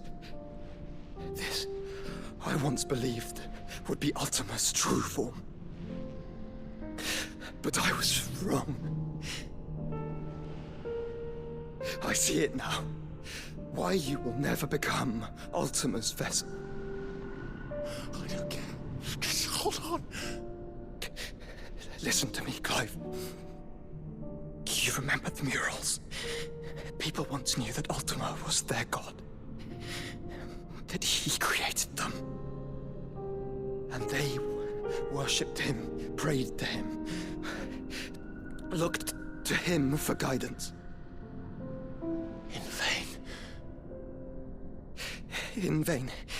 For he did not listen, did not acknowledge our will, and so we strayed from his path to forge one of our own. So absorbed was he in his own desires, so driven by his own will alone, that he shunned the one thing that could have made him truly powerful. Faith. The same faith people now place in you. Faith that you will fulfill their dream, Sid's dream, of creating a better world for us. Faith that you will follow in Father's footsteps and save those who need saving most. Faith that you will answer Jill's plea to save yourself. The difference is, Clive, that you chose to listen, and that is what has steeled our bonds. Bonds that helped you stand firm when Ultima's pull was at its strongest. His power may be absolute, but so is ours. And so will yours be. With my light in your heart, not even a god might stop us. Joshua!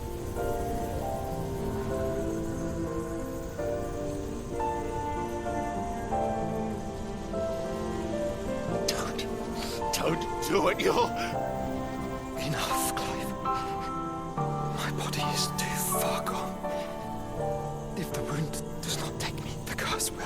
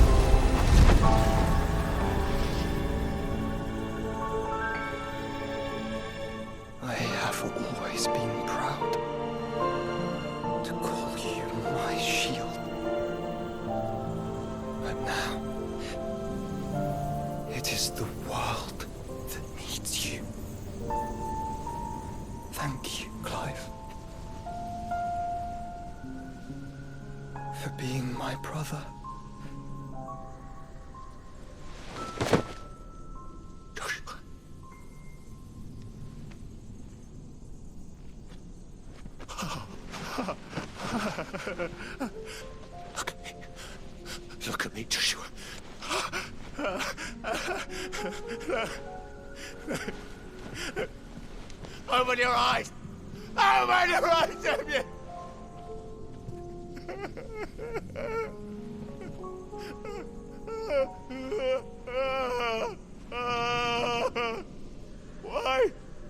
Why did you do this?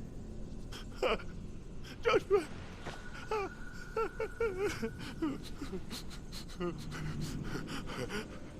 Joshua!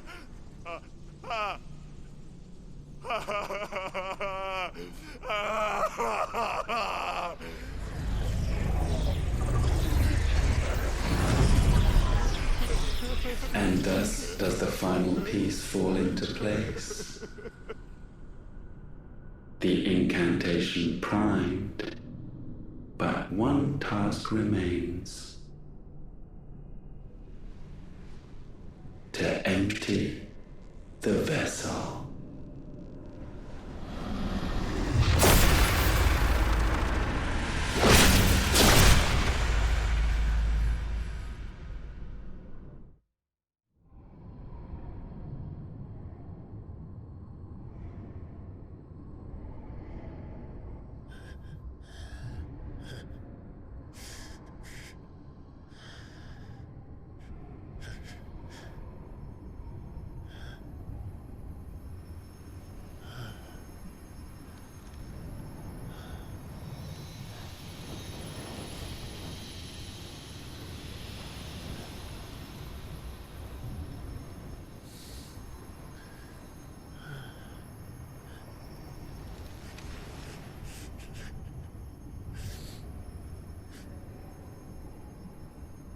Still here. With me to the end. Even now, you would deny the inevitable.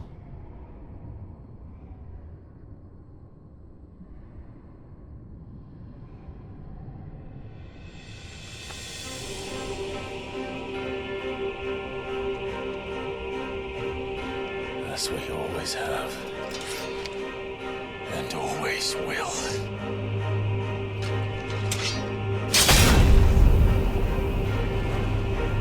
On this, my sword, I swear, to shield the Firebird's flame forevermore.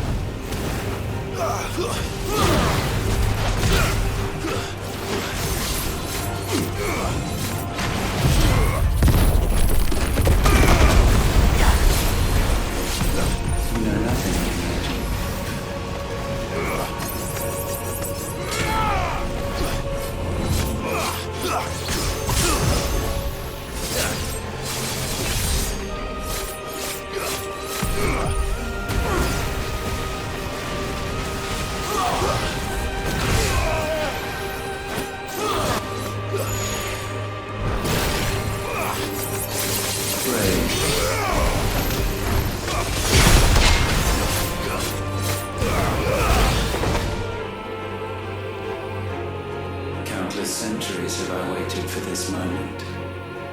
This moment in which I might revel in my creation, only to find it profaned and absurd. It must be cleansed.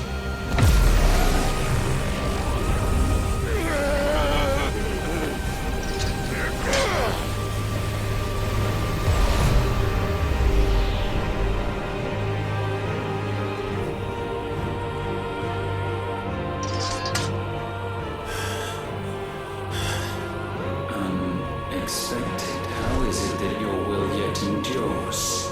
Because it's not so easily broken. But it can be broken. And I shall see it so. For such is my will.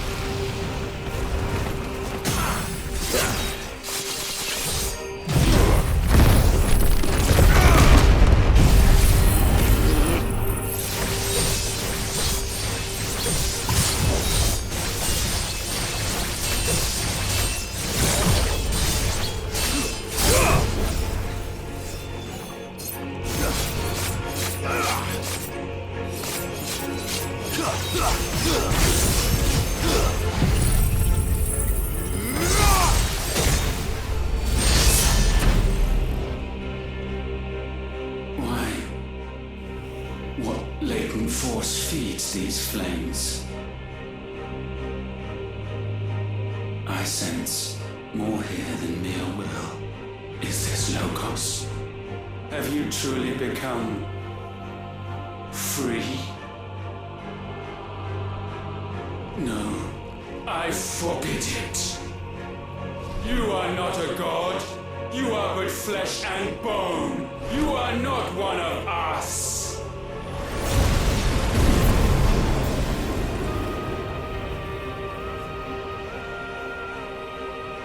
I created you, all of you. And what is mine is mine to destroy. Once, perhaps. But we are no longer yours. Our flames are our own, and they burn as one!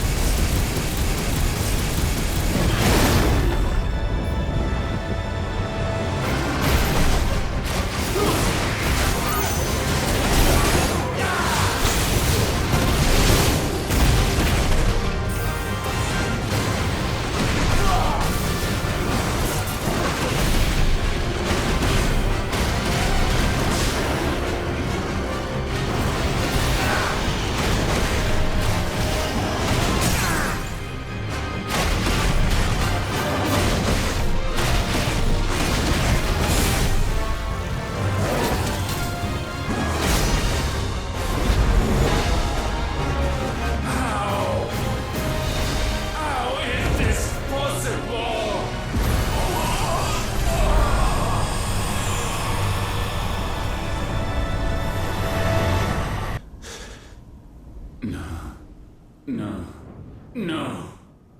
My will is inviolable. Something is wrong. You're afraid. You always have been. From the moment the Blight exposed what you were, weak, you conceived us to prove otherwise.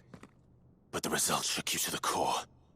For in us you saw yourself, and realized we had the potential to be more than you could ever be. And so you turned your back on your creation. Your back on the world, like the coward you are. You think you know me? You know nothing, Logos. Nothing!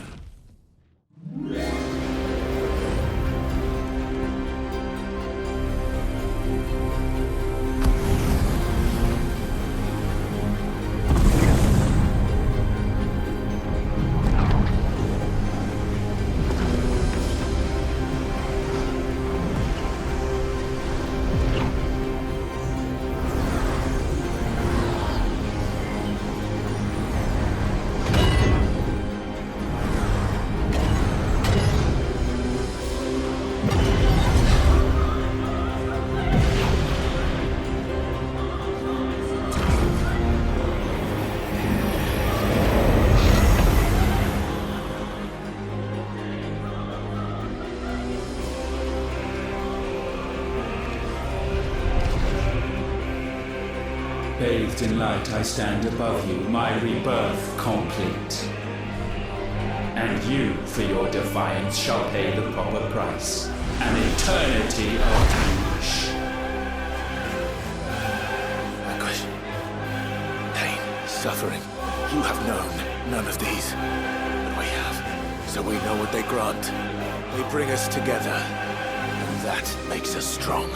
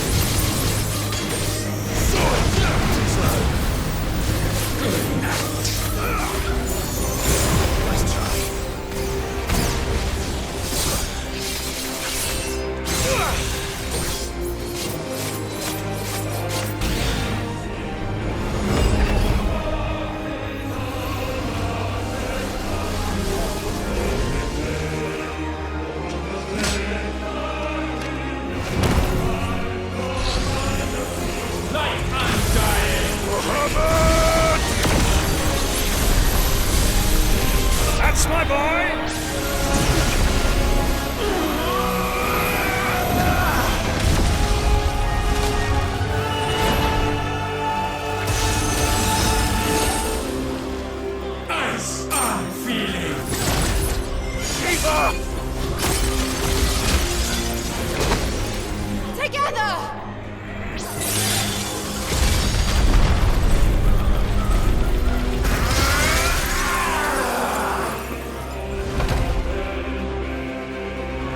Darkness, unending.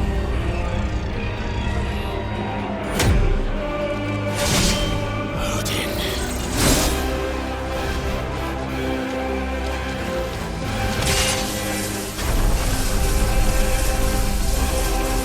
Onward, my son.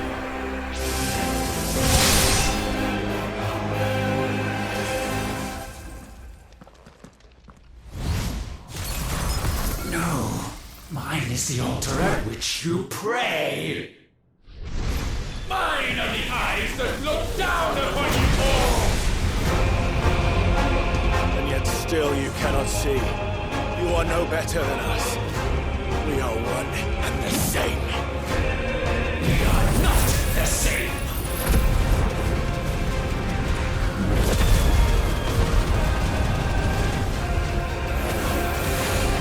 No man might stand beside me.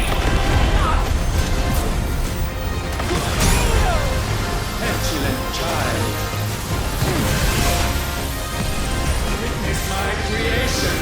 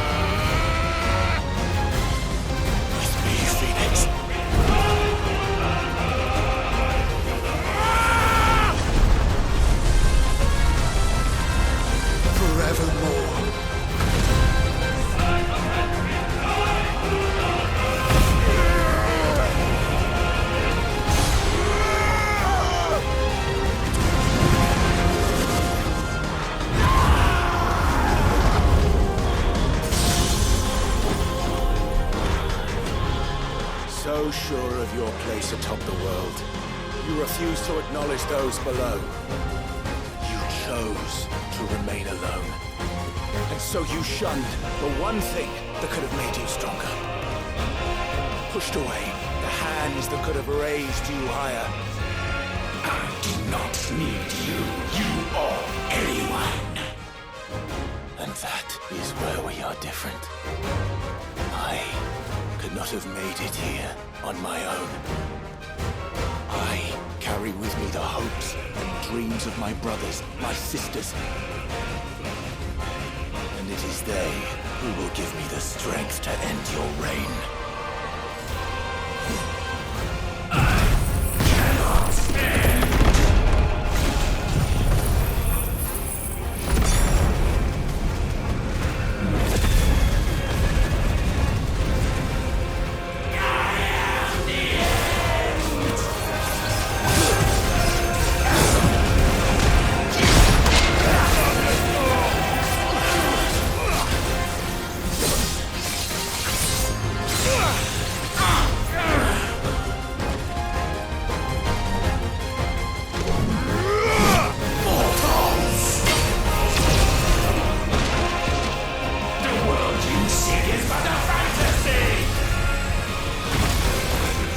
Fantasy here is yours, and we shall be its final witness.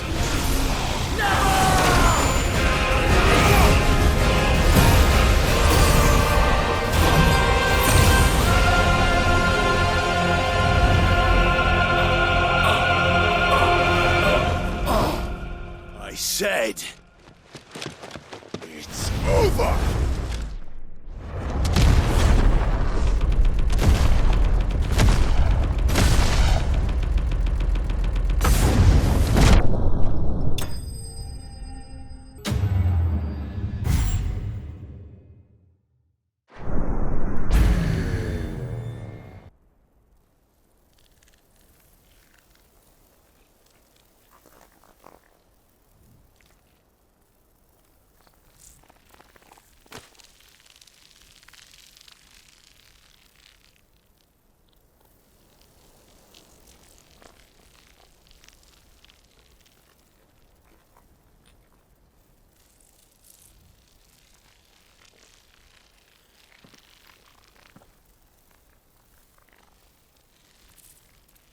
Tell me, what do you imagine will befall this world now that you have gained your precious freedom? I honestly don't know. But I doubt it will be pretty. A sorry tale of sin and suffering, hardship and pain.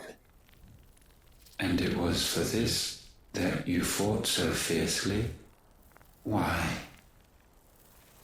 It's who we are. We fight. We survive. We endure. We don't need a reason.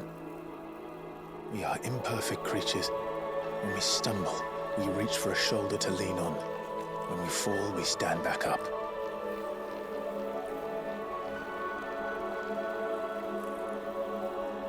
We see the horizon, ever out of reach, and still we march on. Certain the answers lie just beyond it, because that is our way.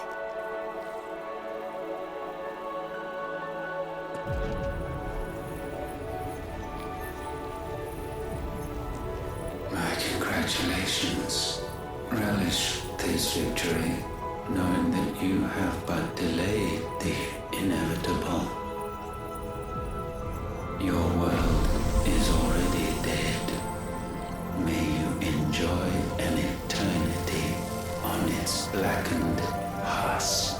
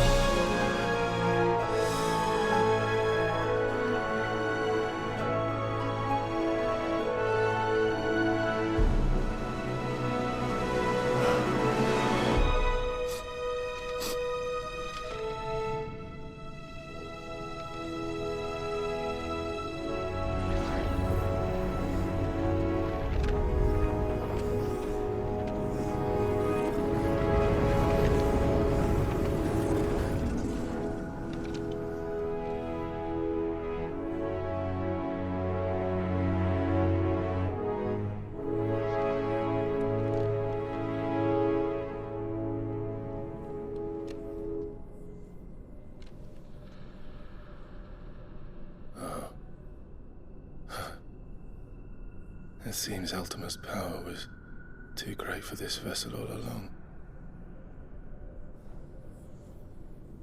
But while I have it, perhaps I can use it to set things right. And see Ultima's legacy. Bearers, dominance, crystals, magic, consigned to the flames.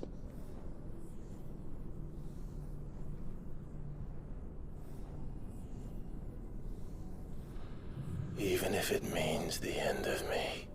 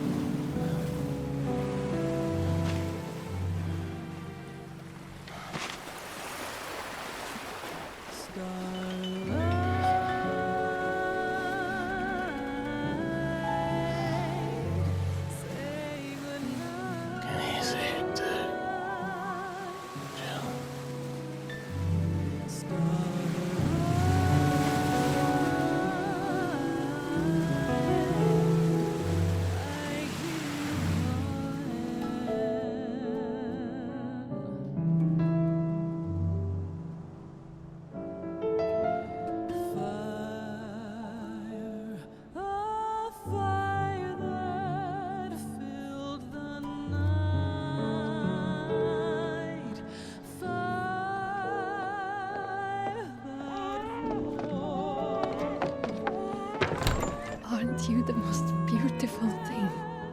He is, isn't he? What are you gonna call him? Let me see, let me see. Oh, read little one. Got a smile for your Uncle Gav. Not so loud, you burp. What? I was only... Shh, you're scaring him. It's all right. Oh.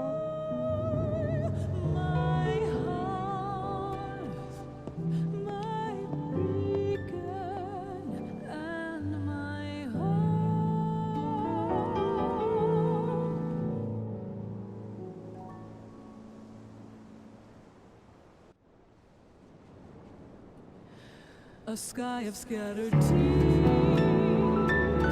1,000 years apart.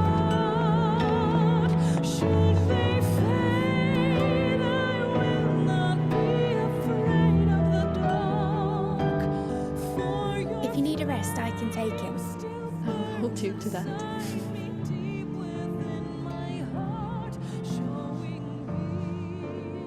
The world's yours now. Yours to do with as you please. That's what Sid wanted. That's what they both wanted.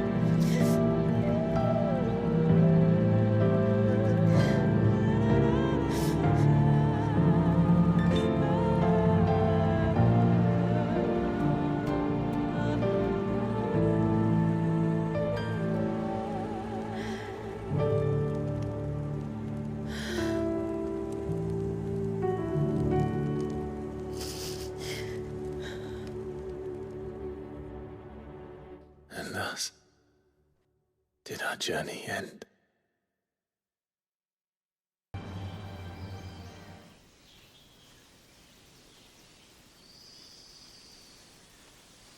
Dee.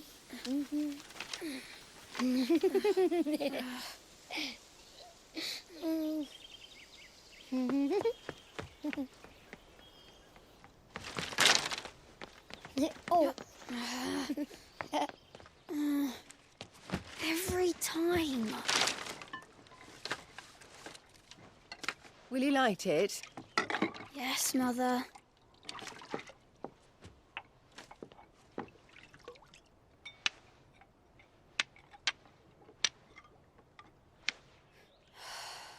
Come on. If only I had the flames of an icon. Icon? Have you been reading that silly story again? Magic belongs in fairy tales, and fairy tales don't boil kettles. You see? Well done. Now, be a good lad, and play with your brother until supper. Come on, hurry! Hurry! All right.